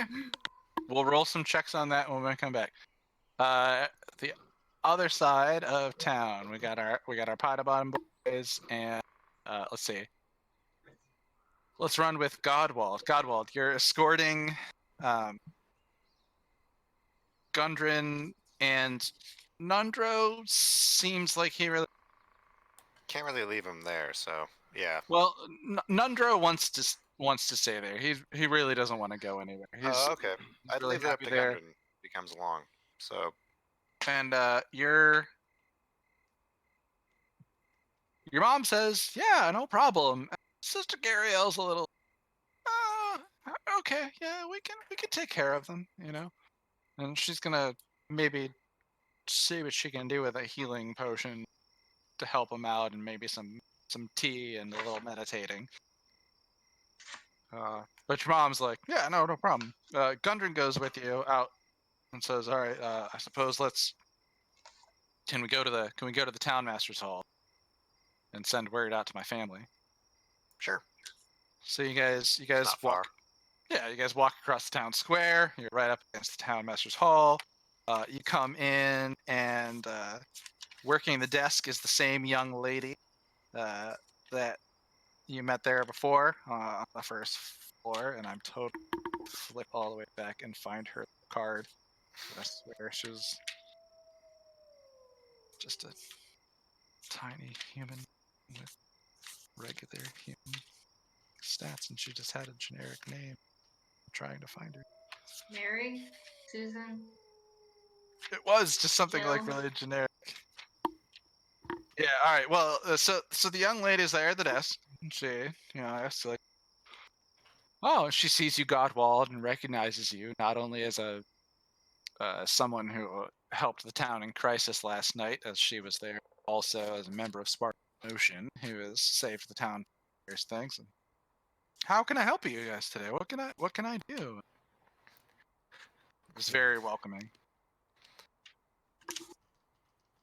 This is Gundren Rockseeker. He would like to send a message. Long distance.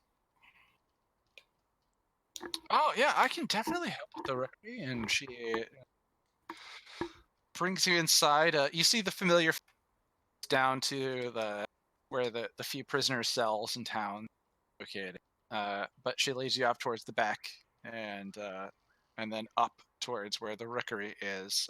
There are several series of crows, and she's just like, it's just a matter of 5 silver to send a message, and I can dictate and write the message for it if you'd like. She pulls out a pen and paper, and part of the built-in cost is for. Mm-hmm. I'll pull out payment, as promised. Okay. So you're able to pay her. She's able to write the message. Gundren sits down and kind of like, he's able to write it, so he picks up and he writes it out in Dwarvish on what's right in the scroll. It says, I'd like this to go to Mirabar. And he sends off a letter. Thanks you very much. It says, obviously, I'll pay you back as soon as I can. Once the mine's up and running, we'll have so much more money than this. And you guys are able to send that off. I don't know if you ask him about that or. Anyone else hear a really high pitched voice? Yeah, who's watching anime? Or even like anime on like super speed. Or like a ringtone? Or. Yeah, like a hamster. Yeah, I was wondering what that dancing. was. Bear looks guilty. DJ? I clicked on a video, but I didn't think you guys. I knew it. It was Bear. I'm Sorry. totally muted uh, anyways, so. It was a bird. This is not a bird. It was a bird. very perturbed bird, Was it an announcement bird? a troubled bird. No, Anyway. some sort of parrot. All right, but I would respond to Gundren. Well, we're in this together now, so Island. So what can I do for you? Anything. You've done so much for me. well, I need to go pick up some provisions. Would you like to see more of the town? I know the town, but I definitely appreciate having someone by my side. Certainly. I feel I feel the world is a much more dangerous place than I left it a few years ago. Hmm. And so he'll go with you to Barthen's. If you inquire about the letter, he'll tell you about it. He's pretty open at this point. I'm really just here to check on the cart and pick up just a few general goods. Okay. the next What trip. what did you need? A healer's kit and a shovel. Okay. Let's see. He definitely has the shovel. Doesn't have a healer's kit, and he actually looks at you. He's like, I'm pretty sure that Sister Gariel stays with your mom. Can definitely help you with that. I don't have one here personally, Sure. so he's able to sell you the. Do. Quick reference: tools, It's 2 gold. 2 Base gold. price. And we're friends here. It's fine. Yeah, I mean, if you want to, he says it's 2 gold. If you want to haggle Yeah. for it, you can. Oh, no. Mark off 2 gold. You got a shovel in. All right. And wanted to check on the cart. We parked kind of in a hurry. Yeah. Kamala Anderson is definitely there and seems not super happy. Your horse is there and seems well fed and content as well as it can be. A ram You is do missing. you do notice that Sparkle Gem's ram is missing. Hmm. Like, I don't know how things look when they're stolen. Does it look like it was stolen or just normally unlatched and led away? I suppose roll me perception to see if you ask someone, different matter.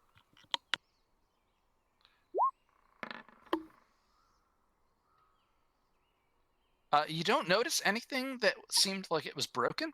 Like nothing seems like there's any sign of a scuffle or any kind of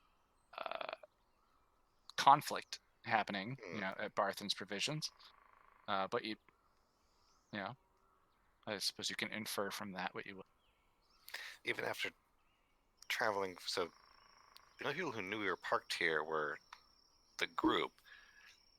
Even after traveling with her for a while, I don't know if this is out of character for her. I'll bring it up with Jerk later, I think.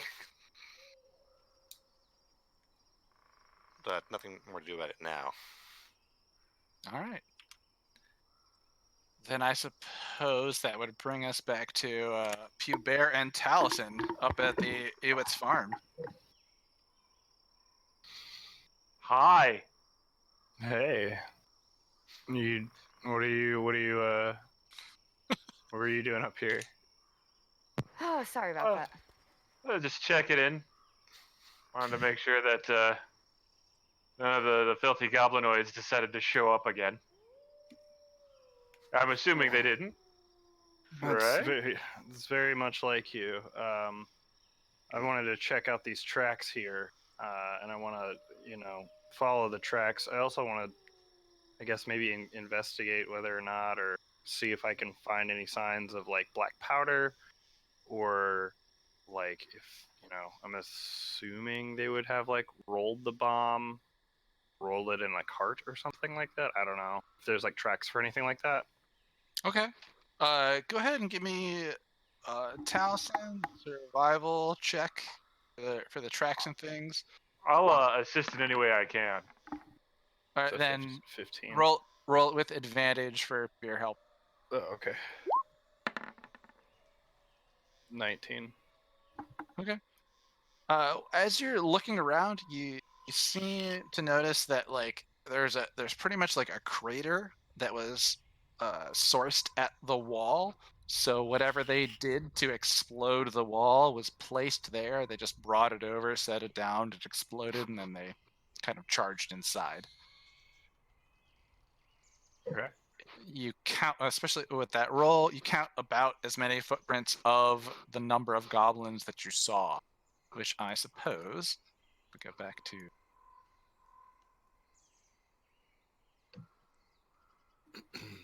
Two, Oops. 6.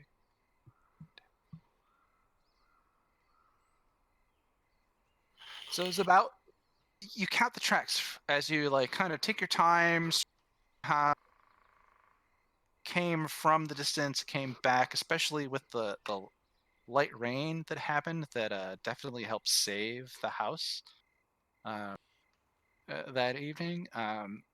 Feels like there was probably about 20 that came out from the woods, came here, and came back. At least that between the bodies that came here, the dead, and then the number of tracks that ran off. Probably somewhere in the realm of say 4 or 5 goblins that seemed to escape out Okay. of the 20 that came to the farmhouse. Can I maybe follow them for a little bit and maybe try to discern possibly where they were headed? Yeah, you're actually able to notice. Come back to our Sword Coast map. You're able to notice that the tracks then go from the north along the trail. So once they're near the farmhouse, they were more off in the more plains and wooded-ish area, but then they kind of then follow the trail and start heading up north. So once the tracks get onto the trail, it becomes pretty obvious that they started heading up this way. Okay. So I'll come back and just tell Bear, I don't really know. They headed north for a bit, but then they rejoined the actual trail. There's not really a way. I mean, this trail's going to have so much traffic on it from the over time. They're going to start to blend in. I don't really know exactly where they went, but it doesn't seem like they're still around here. And then we should maybe head back. Yeah, you'd have to like continue traveling a direction in order to see if you can then continue finding more things. Yeah. Yeah, right. I don't want to get too far off by myself. So Apparently, I'm muted. Oh, hey. So, no, I'll agree. We should probably group up if we're going to push this any further. we still got the wizard and that shapeshifter to deal with. So if they come back, we'll be in town for a little bit, and then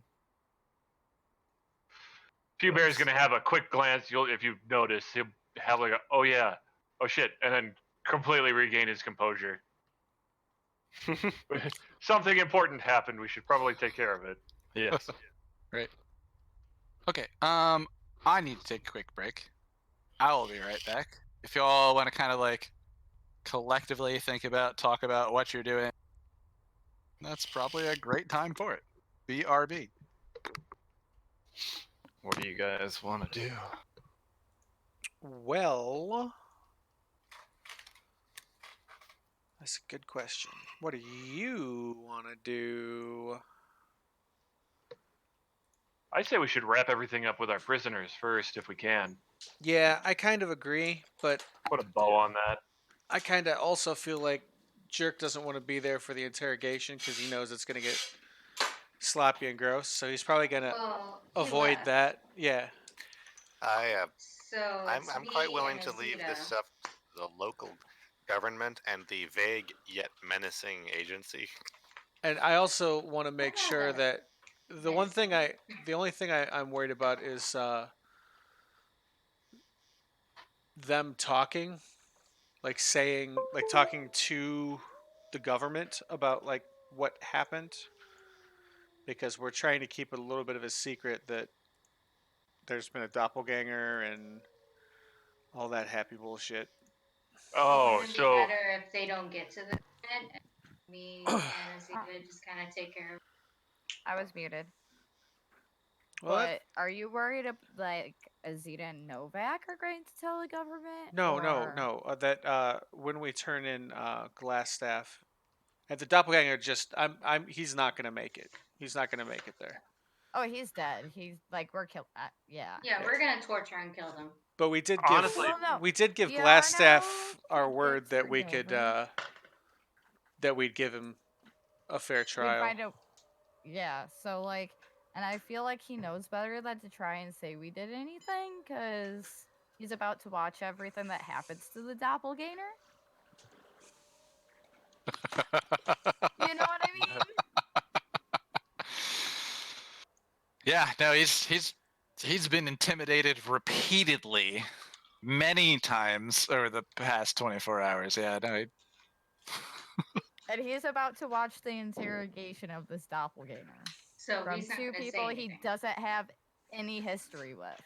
Yeah, Yeah. so Jerk is basically just gonna go to the bar and, well, he's gonna go get his stuff from the merchant. What's the merchant's name again? Barthens? Yeah, Barthen. Barthen's. And then he's gonna go to the bar and sit down and have a drink. Okay. so I'm. Yeah. I was gonna say, so if you guys are worried about the government figuring this out, you might not want to let Pubert know because I'm not sure where the Lord's Alliance falls in with that. But if that would be the first thing he does is report that kind of thing. Well, To Pubert Well, the he's was, not Lord's. in the house you right now, right? you were there the whole time. Like, you know that there's been a doppelganger in Oh, town. That's what we don't uh, want getting out. Yeah, but he's with me right now, and we're yeah. like walking back into town. So Yeah, you might want to hunt down Pubert and tell him not to tell anyone. Does Pubert follow any of his training to become a red knife in the Lord's Alliance to then report into the Lord's Alliance representative in Phandalin? I suppose that's the question. Yep, because that's exactly what he would do. I feel like, yeah. I mean, maybe with the stipulation that she's requested this happens, but obviously that's above So my pay grade. Well, and All right, I'm maybe gonna grab a Sugar beer. You keep Cap- talking about it. maybe I should go Wait. meet with Sildar then and just discuss. delay them. Mm, You don't want him to come back to the house and see what's happening at the house. Yeah, do you really want to Yeah. put up with anybody back at this You're house gonna have right to now? stop him from coming back to the house. Okay. Well, if I they're heading by the shop anyway, so I'll stop them and convince them to go get a drink with me. Meanwhile, CJ gets, or Azita gets the torture tools back, has her fun. I get the answer to some questions, and Yeah, that sounds like a plan. So You I'll get handle. my jar and my preservatives from Barthen's, and then I'll see them walking by, and we'll go to the bar and we'll have a drink and celebrate a good old fashioned adventure that we just came back yeah, you from. saved most of the house. Good job. Well, Oh no, I'm talking well, about before that. Hey, you think that's bad? You should have seen what we did. To what the they last did. house that was on fire. Yeah, it's the last house that we set on fire. Just watched it burn. All right. Like, oh, that guy's house is burning down around the statue of himself, which is literally himself. So let's just wait for that to happen. All right. Yep. So we were talking, and I think I'm Yep. going to try to convince these two boys walking back from the farm to join me in a drink after I get my jar and my preservatives from Barthen's. Okay. So back at Halia's house, Halia has left to go open the miners' exchange and attempt to continue acting as if she had never left. She has her makeup done so that she looks a little less worn after her ordeal she has. But we have Azita and Novak there while Jerk has left in order to do it. And I know you have some general ideas of what you're trying to interrogate two prisoners for information for. So I'd like to do a couple quick rolls on using those interrogation tools in order to find out some information. So with interrogation, you guys can either roll intimidation or investigation. Either that you'd like to prefer, especially if you're using tools, you can add your bonus without proficiency to either of those. Well, Azita has the torture tools now. Okay. But with the tools out, you guys The can problem is I'm really bad at intimidation, you guys. Like, I have no charisma mod. But with the tools, you can add your bonuses. Like, what do you mean my bonuses? So if you're looking at your character sheet, Like my there's proficiency bonus or no? if you're looking at your character sheet, there's Yes. the column in the center with your proficiency modifier skill, and then Right. the bonus. That column in the center, if you had, like in Azita's case, you have an intimidation +1, but you don't actually have proficiency in intimidation, you Right. could add your bonus in intimidation because you're using interrogation tools and you're interrogating someone. Well, right. I understand that. So I still get my +1 like I always do. Yeah, you would get the +1. You normally wouldn't Okay. get the +1, but you've got tools for the situation. Gotcha. In Novak's case, she could use intimidation or investigation, either. So you could basically play the bad cop, intimidation, and she could be the good cop, investigation, add the bonus. She gets a Yeah. +2 to the roll, you get a +1 to the roll. Gotcha. I mean, I was gonna play investigation and try to trap him in a lie and stuff like that. Okay. So as you're both interrogating the doppelganger first. the doppelganger first, okay, then those are just straight rolls Okay. with those bonuses added on. So that is. We're going to use inspiration and ignore that shit. Oh, nice. Yeah. Not much better, but that's an 11 at least. But still better. Yeah. I don't And have inspiration anymore, so. All right, so your first attempts at interrogating So mine would be 7. the doppelganger don't yield much. It doesn't seem to be like speaking much, but as you try to find out more about who they talked to, like what the chain of command is, you do get a confirmation on pieces of information that you had before. So the letters that you found, or that the party found on them, you confirm the people that they were supposed to be sent to. The doppelganger confirms what you know. So let's say in the instance of Nesnar and the letters that he has, his envelope sealed, addressed to Veril Razorwin in Tribor. You find out that Veril is another agent of Lolth in Tribor. So you know that much from your first attempt at interrogating them, and a couple punches, clicking some large, I mean, honestly, like if we're wrenches gonna together roll for to this sing out. out, and there's torture tools, like I imagine straight up Azita's at this point, like slowly pulling each fingernail out one by one until she gets the information she wants. Okay, but like I'm saying, and you're kind of intimidating and investigating your good cop, bad cop roles. Azita, you do confirm something that Okay. you would know, that the name of that agent in Tribor is indeed true. You don't get a lot else on this first shot, this first round. Let's see. See, Azita, do you have dark vision? Let me double check. I think I do. I don't think you do. No, I don't. I can't see shit all at night. Oh, I don't like that. Okay. I don't Why? like What? that. Is there a thing that I could help with that question?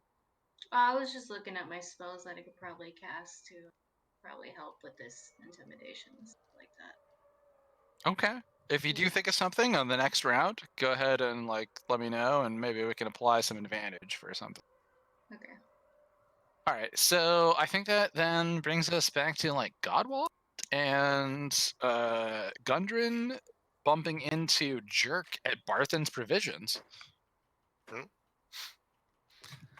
So are we leaving when he arrives, or Well, do I I walk out of the was stable when he he- walks out of the shop? I was going Yeah, he to arrives while you guys are there. I was actually okay, yeah. So So I'm at this. I'm outside the stable thinking I should ask Jerk about this later, and then Jerk is there. yes. Yeah, Yes. fortunately enough. Oh hey, Jerk! How's it I going? was just looking for you. The Here I am. Sparkle Gem's ram is gone, She and I haven't had seen her all day. some business to attend to. Really? We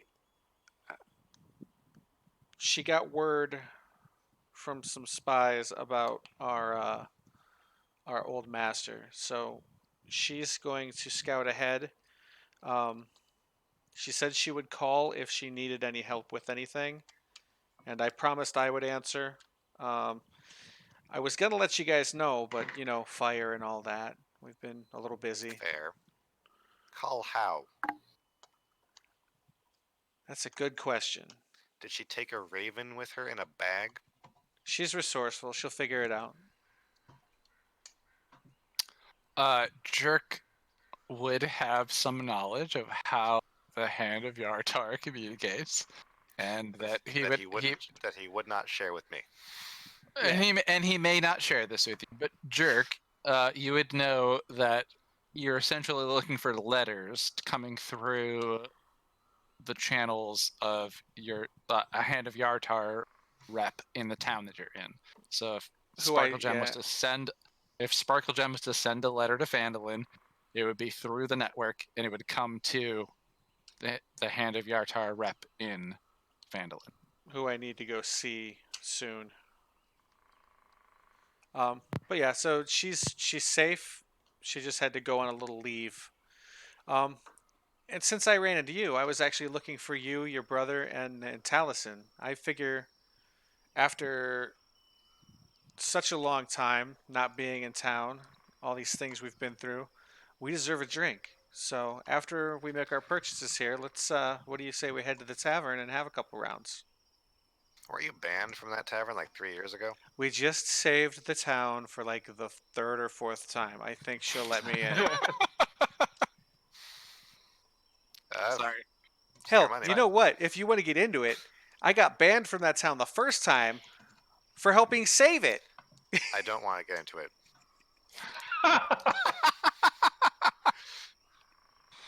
Fair enough. That was a whole Bear, okay, snake, a guy threw up a chair. It was good stuff. Do you know where Taliesin is? Because Pubera said he was going to the scene of the fire.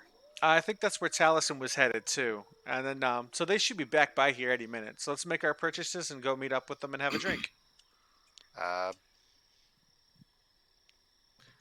What does Jerk want to purchase? Jerk wants to purchase a big jar and some preservatives So I like could say pickling vinegar. fluid or whatever will preserve something for an indeterminate amount of time.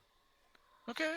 Barthen's doesn't have like formaldehyde, but they do have vinegar, That as someone works. mentioned.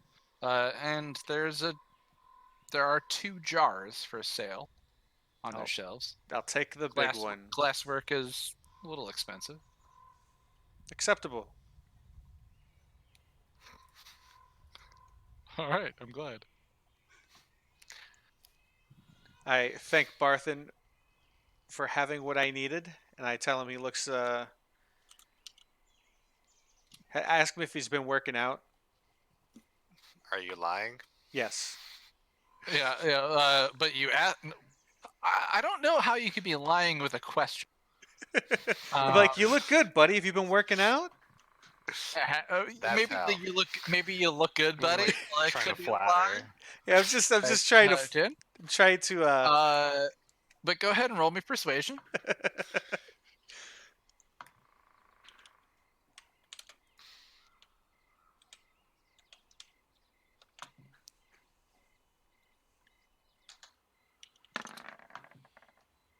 13. Okay, yeah. Barthen. Actually, roll it with advantage because Barthen likes you from your previous encounters. Barthen doesn't like him. Barthen has like a gay crush on him. Oh yeah, 100%. I mean, yeah, he enjoys him. Like he and Jerk have had like good fun times. Just want to see if he can do a little higher. Like a little higher. 14. Yeah, a little higher. All right, yeah. So he's like, no, I would never work out, but but you know, I always look good, Jerk.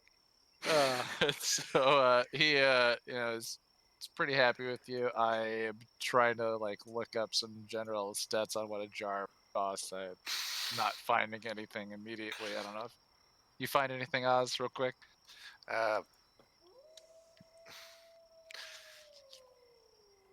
I don't know. The kind of jar he's looking for, I just rule it as like So 3 it's a gold. goal. It's like Yeah, Glassblower's tools is 30 gold, divided by 10 for the by most important 10. part. Yeah, so 3 gold. 3 gold for a glass jar. He's got 2 of them. Okay, well we only need one. One of them seems as large as you would need it to be. Okay. The other one seems like it's more for someone to have honey, and this one's more like More to let's have store- a head in. let's store a year's worth of honey. Okay. So 3 gold for that, and then the vinegar. Another gold. Okay. Honestly, probably even not that. A few silver. 3 silver for the vinegar.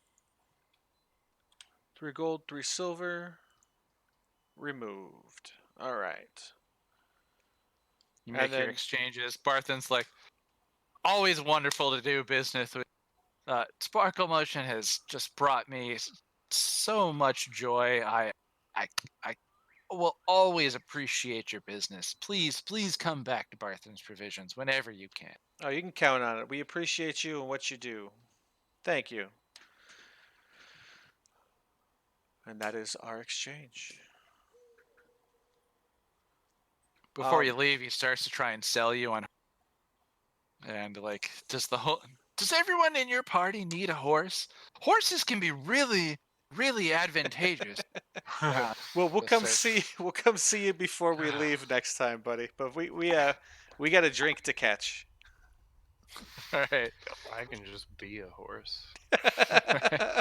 Can you be 5 horses? Can you be 5 horses? I think is the question. I've Can never you summon tried. more horses? I could summon horses. What is the maximum And then amount turn of it into a horses you horse. can be? I need to summon.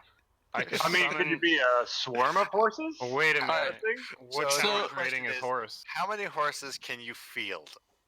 Right. Real Can we quick. make this a war game? Real quick. Do Godwald and Jerk take Gundren to go up to the Ewit's farm, or do they take Gundren to go to the Sleeping Giant Taproot? Well, it was Jerk's assertion that they will have to come back from the barn at some point. Yeah, so I kind of figured we'd run into him on the street. All right, so you're just gonna hang out here. Yeah. All right, so Taliesin and I'll Bear certainly up ask at the if Ewitz Thunderden farm. wants to head back to my house. Okay. Now that he's done his business. Gundren kind of looks around, thinks about it, and let's see. You guys have let him send word to his family. He does mention he's like, I think I'd like to speak with Sildar if he's still here in town in order to see like what the Lord's Alliance might do for the Rockseeker family as regards to the Wave Echo Cave, if we could. You've done so much for me. I can't imagine not just continuing to help you do what you've done. But I mean, if we could, that would be wonderful for me. That makes sense. But I'm thinking the next time I wanted to see Sildar would be to talk about Yarno. I don't actually know Yarno's current condition or whereabouts. There you are at Barthens. Okay, so Pubert and Taliesin are at the Ewitz farm. You have tracked a little bit, seen the footprints come along. You've seen that they used the trail that led straight into the town to get there. And you investigated the house a bit. You've seen that you figured out that they used a bomb in order to blow out the side of it in order to claim things like pots and pans and pillows and whatever else they could find. What are you guys doing up there? I thought we had said we were headed back. Okay. Also, in order to answer the previous question, I can summon 8 riding horses. And how long do they last? They only last an hour, but I can summon 8. And how many slots of that do you have a day? 2. Two can work it hours of out. horses for. I can have Yeah, that could- 2 hours of 8 horses. We can math it. 9 horses. Yeah. It reminds me, I have to summon. All right, so you guys were heading back then? Yeah. Is that right? And so Yeah. do you we head just didn't- back into town along the trail? Then I would assume you bump into Godwald and Jerk at Barthens. Barthen's being right on the road to town from the north. And you guys I'm take from here. assuming. You bump in here. I'm assuming that I'm just kind of following Pubert. I'm assuming Pubert's stuff. I don't really have any like thing that I need to do. Well- Oh, wait a minute. You know what I can do? Well, I kind of want to. As we're getting into town, I want to go to. Did I give her that already? Did I already give the priestess the materials for healing potions that I collected? Because I collected all of them. Oh, no, you haven't gotten to my place yet because stuff was on Yeah. fire. Yeah, you haven't had the chance yet. Okay, so I want when we get back into town, I'm just gonna talk to Pubert or say to Pubert, "Hey, I'm gonna head over to your house. I need to give something to the priestess. If you Okay. Where are you headed? Well, I was gonna go talk to, my fellows at the Lords Alliance, but if you don't mind me joining you, I'll hang out for a little bit. Okay. Make sure Mom's coming. Yeah, I don't mind you joining me to your. All right, yeah. So, Is there? Hello? Hello. yes. Hello. Oh, Hello. Okay, there we go. This is weird because I'm getting like my audio for the call is cutting out. Like I still hear the music and everything, but I'm getting the The- same thing. I'll lose a couple words here and there. Okay, sometimes it's they not just just me. completely out. okay. It happens to me with Jared on occasion, but it doesn't happen to anybody else. Happens to me I with you too. Me? Yeah. No, I had Weird. said that I don't mind you joining. It's like right there. Yeah, Yeah. just like those exact words. Yeah, that What the time. hell? That time. That was Weird. weird. I didn't experience it until that moment. You're like, no, I don't happen until. then nothing. I was What a- on. I don't know. That's weird. Maybe it's because I had it kind of far away. But on to your house. Yeah. So Godwald, Pewbear, Jerk, and Taliesin pass each other and meet up at Barthen's Provisions after gathering a few things. Go down to the old Piderbottom home along with Gundren, who now meets Nundro, his almost somewhat catatonic brother, in the house. You find Berga, or Mama Piderbottom, and Sister Gariel, attempting to comfort Nundro, um, as he does seem rather kind of beaten down by his experience. But you are there. You are some of you are home. Oh, I want to ask for the priestess. See if she's there. Yes, it's Gariel's there. Okay. Be like, sorry, this took me the better part of 3 years, but I have the healing potions or the ingredients that you had asked for, and present those to her. For She being plucked for being harvested 3 years ago, they're remarkably. Well, it wasn't. They were on Yeah. me. And it was Yeah. only a couple minutes. You don't have to. Yeah, remarkably fresh. Sister Gariel, thanks you very much for being a family friend of the family friend situations. Like, it takes me a while to gather all of these things and create potions, but you've all been gone for so long. I've actually been able to make some more. Our deal was originally for me to front you a potion to get the materials for a few more. I have in the time past created more, so she actually has a couple healing potions already prepared from her materials, and you now notice, probably for the first time since anyone's been in the Piderbottom home, that Sister Gariel does have a kind of very basic alchemist station set up, like her desk along one of the walls. Has set up for her to do these things. She is the town healer.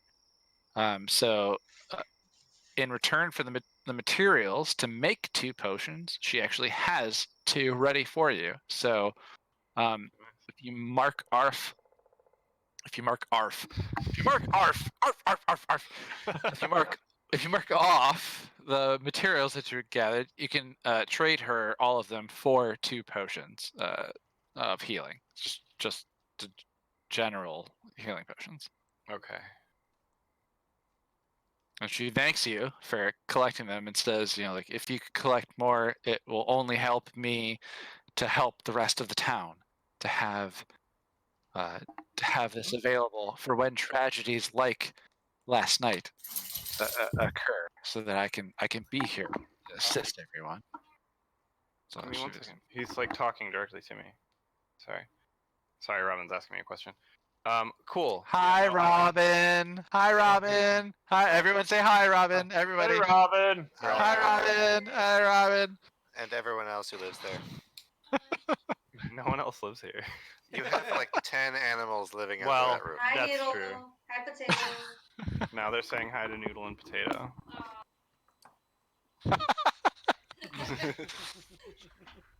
But yes, Sister Gariel, thanks you. I like Thank you that. for gathering materials, and like, actually provides you for what she would have done in exchange for what you brought her. She already has prepared because of the time gap. Yeah. So, It's Um, like a cooking. you can add 2 more healing potions to your inventory. Sweet. Can I also call her mini alchemist station an easy bake apothecary? That's not bad. Maybe chuckle. Like, she has very specifically and only the materials to make like healing potions, and will like accept what you bring her to make more. Mhm.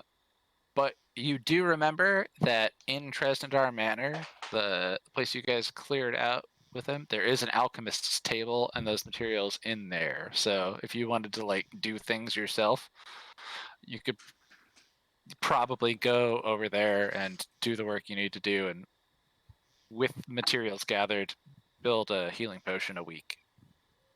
Okay. You can Cool. also build a healing potion a week here, but she's doing it on her own too. So Right. here she's going to do it for herself and the town. If you want to do it for yourself and the party, you remember that there's another table elsewhere in Yeah. town. Cool. I'm gonna write that down. If you finished your business with her, Is she hot? I'm just kidding. No, go ahead. Sister Like, Gariel? Yeah. yes. How many of the widows of the town? would you go I'm after? just joking. Wait, no. We're gonna. What does Sister Gariel look like? Did we ever discuss how Sister like- Gariel came to live with Mama? I didn't want to bring it up. We never discussed it. I was But this curious is- about yeah, that. all right. This is Sister Gariel. Is she also half elf? Oh yeah, she's an elf. She's just an elf. Okay. Eh, Well, she's I will- okay. I will Like, bow and head back over towards Pew Bear. I'm not a bard. I'm not gonna. I think we're all kind of shocked that you didn't play a bard, but yeah. I kind of should have played a bard, but honestly, I like you played druids. I feel like if you would have played a bard, you'd just be sleeping with everybody in town. Yeah, that's what bards do. I mean, you mean like now, except successful? I successfully wooed the one person that I was trying. Wait. Hold up. I didn't sleep with her. Are you trying to persuade / seduce Sister Gariel? I'm not trying to seduce her. I was just trying Okay. to be nice to And she's nice to you back. her. Yeah. I wasn't and trying then to you like asked if seduce she her. was hot. Yeah. Okay. I mean, was just me asking. out of character, I did. I'm not just my character's not just gonna say, "Are you hot?" like to her face. Hilarious.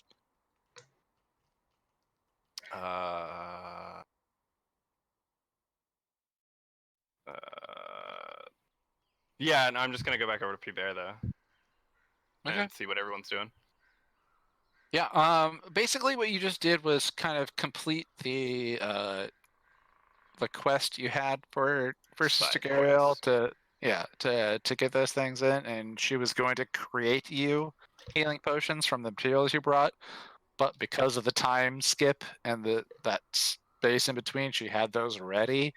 So she's grateful for the materials for more, and she will keep producing them as she needs to, as the healer, the closest thing that the town has to a resident cleric. Yeah. So let's see. So that's all the boys up there. So I suppose that brings us back down to Holly Thornton's house, where we're doing some interrogation on a doppelganger and a broken wizard. So Could somebody take a look at him? Maybe we can return him to the wizard store. yeah, right. So Novak and Azita, I'm assuming that you are continuing to attempt to interrogate the doppelganger and Iarno. Yes. Yep. So whatever you attempt to interrogate Iarno with, advantage, and whatever you attempt to interrogate the doppelganger with, add your dexterity and efficiency bonuses with. So, if I did cast, Do we want to try this at a different angle where, like, this turn you go after one, I go after the other? So we could possibly get 2 questions. Or like pieces of information. Well, didn't you already more intimidate one over the other? Who's more intimidated right now? Yarno is definitely more scared. He's going to be the one that we get advantage on. Okay. I mean, And you that have poor thing pictures. has like peed himself, but we don't know that. I mean, I'm sure we could smell it. Yeah, I'm you, sure we you could probably smell it. Yeah. So At His this at this his point forte he is not bravery. at this point he Never lives in never his has own been. urine. Right. So, yeah. Oh God, what did he do? Oh God, oh God. I feel like we just like have to ask him questions and he'll just spill. well, because I have like just a +1 intimidation, I can ask him and you could try to break the doppelganger. That works. I mean, you got the tools for an advantage. But I'm also gonna cast that spell again. Plus Dex. Oh yeah, what's that? You're doing The you to using thaumaturgy to do a I'm gonna do that to cast some tremors in the room for 1 minute. it's like the earth quaking. Yeah. That feeling happens underneath Yarno, the wizard, or the doppelganger. I'm gonna do it under the doppelganger to unsettle the doppelganger, but Yarno can see it, right? Yeah, he just wouldn't feel it like the doppelganger would. So roll me an intimidation check on the doppelganger with advantage because you're using thaumaturgy spell in order to add to the effect of you terrorizing him with torture So tools. it'd be a 14. Okay.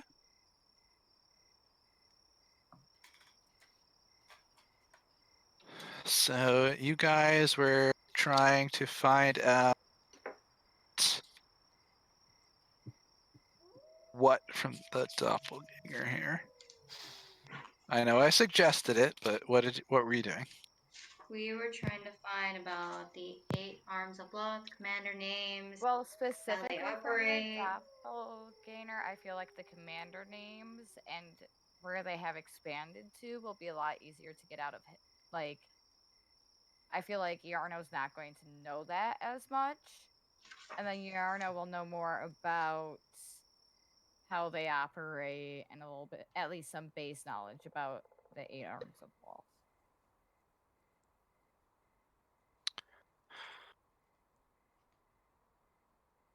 So I would go for commander names out of the doppelganger personally. And I would probably go for how they operate.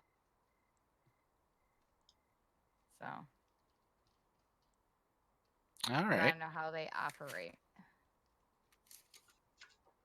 So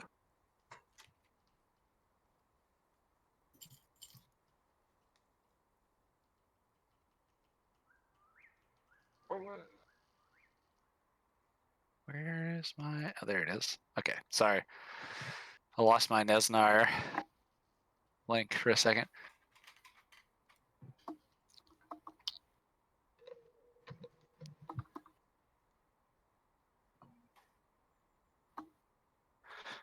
So you guys find out that the name Varil Razorwin, so it's Vaeril, and Razorwin is Reyzorwyn.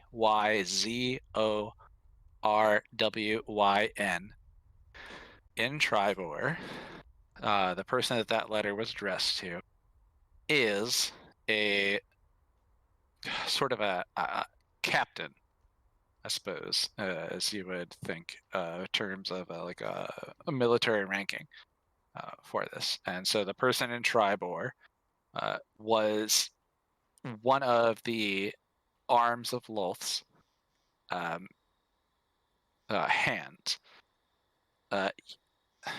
The doppelganger also lets kind of leak out that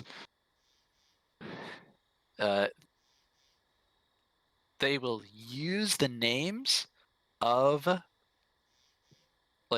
their captains in order to disguise themselves. So that actually is the name of someone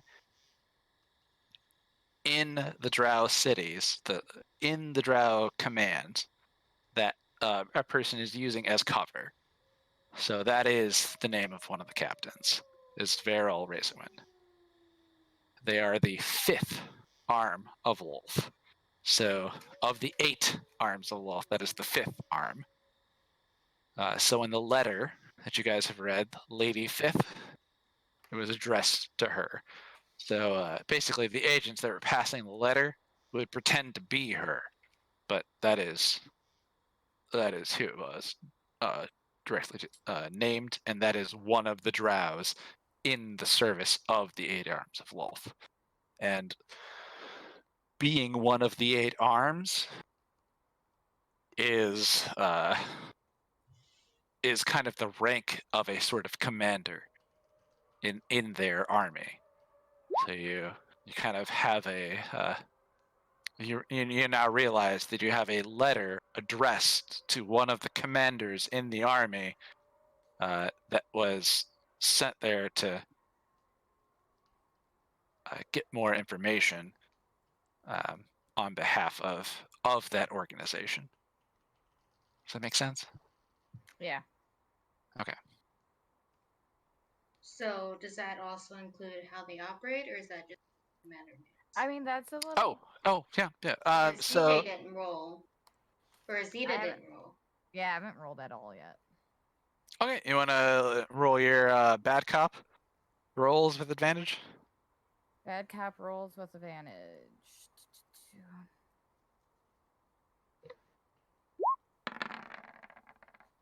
So Whoa. that's nat 20. Yeah. Okay, so as they kind of let this out, and this doppelganger is sort of allowing this information to roll out and think they're very clever, just start beating and pounding and crushing your tough dragon skinned knuckles into their face repeatedly until they just suddenly realize that they're not going to get out of this without speaking, and they just stop and let you know. They start screaming, hoping that you'll quit, quit the violence that you're using in order to leverage and get information out of them, and tell you the whole process. I will we send a letter marked for someone. The agents in between know that the letter isn't for them. We try to just pass this information on. If you head to Tribor to find this person, you'll find the next person in the chain that can lead you to the next person who can lead you to the 5th arm of Lolth. You will eventually be in the mountain range to the north. So the person we can find in Tribor is 3rd down from the arm itself. Yeah, Right, it's exactly. Fourth They're person, right? they're Fourth the person. they use this person's name that's above them in order to mask their identities, Right. So you have but like pass information 30 up to them. people all going by this one name, but there's only one of that person in the high Right. ranks that is the arm. Yep. Okay. So we have this And- fifth person. And with the nat 20, you know that the arms of Lolth are heads of a family in Drow culture. So I can't make it generalized and help. I mean, I could. this and is hope more I was this is more wrong. like a religion check for any of you who are there. Is it just Novak and Azita? Yeah, it's just us. Yeah, nobody else wants Okay. to see me Right, yeah, dude's face in. So either of you roll me a religion check with your bonuses, or one of you roll me with advantage on religion. Well, I got a +2. What do you got, Azita? So you go ahead and roll that with advantage. All I'm right. not even going to attempt like. All right, so rolling with advantage. Tell me again to make sure I'm doing this right, because I can roll the dice. Add So my. you rolled a. You You roll can it just roll it twice. twice. Yeah. Okay, Yep. I'll do So that. roll a And d20, roll another d20. See Yep. whichever of them is higher. Whichever one's the highest is the one that you take the answer on. I'm taking the 17 +2. Yeah. So the 19. So you know that the 8 arms of Lolth are like as close to almost clerics of the Spider Queen, a kind of god deity creature that heads them up, and they use the name of each of the members below the Spider Queen as the 8 arms. So you have the name and potentially how to reach one of the 8 arms if you head to Tribord, and that they're in a way alkalites of the Spider Queen of Lolth, which is the sort of spider demon goddess. So bravo on your rolls for all those checks. Thank you. Lots of information out So there. Vernier is the 5th. It's a noodle and a potato. Hey! Oh. Hi, boys! Hi, boys! Potatoes or noodles actually awake. Congratulations. I figured they could come say hi for a second. We have the name of Oh. the 5th Oh. one, but they were talking about the 4th one during the 2nd one, right? But they didn't tell us the name. Or were you Yeah, trying to not- tell? Like, how many? Yeah. Did we just get one name? Yep. Yeah. We have to get 7 more names out of this guy. No. You can ask the other names. So if you do,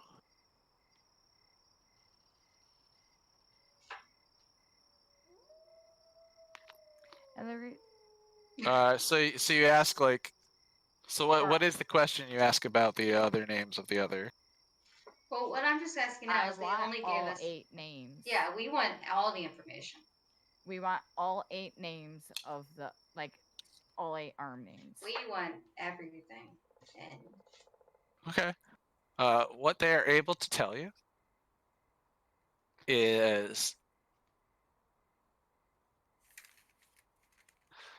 that they know some names and potentially nicknames of them. They're not sure, and they're a little terrified about it as you're going in. One of the 8 arms is known as Tharaygar, which is Thraygyar. Thrar. I don't know how. Just spell it. Thragar. Thraygar. Thraygyar. Thragar. One of the arms is nicknamed, and definitely not called or known as, but nicknamed Persephone. There's a Gunther, a Horn, Horn, Horn,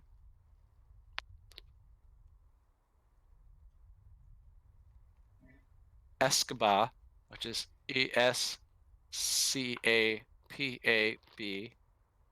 Escabab. Is that like nickname or actual name? are we doing actual names? You only said number 2 was a nickname. No, I could count at least 3 of them as nicknames. Okay. They know Persephone is a nickname. They don't Okay. know about the rest of it. I did. So Okay. Escarb, Magma, Glaze, Glaze, and they don't know the names of the rest.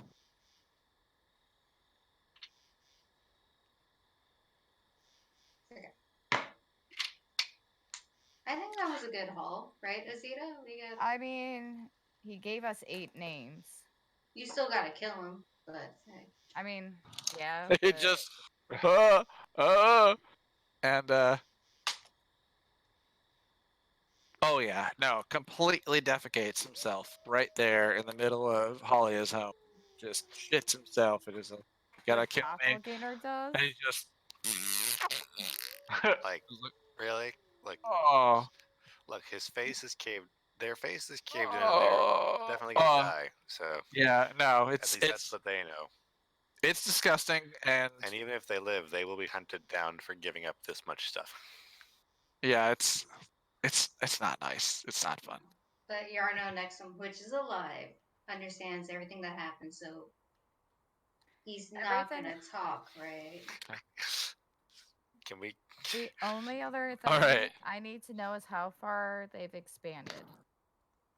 All right. Well, that will be maybe the next time. I'm going to run to the restroom, and then when I come back, I believe I have Jerk, Taliesin, Pubert, and Godwald heading to the bar. If I remember correctly. But Actually, they I want think this might be a good time to call it. It's Yeah, 11:15. it's about 11. Is it a good time to call it? All right.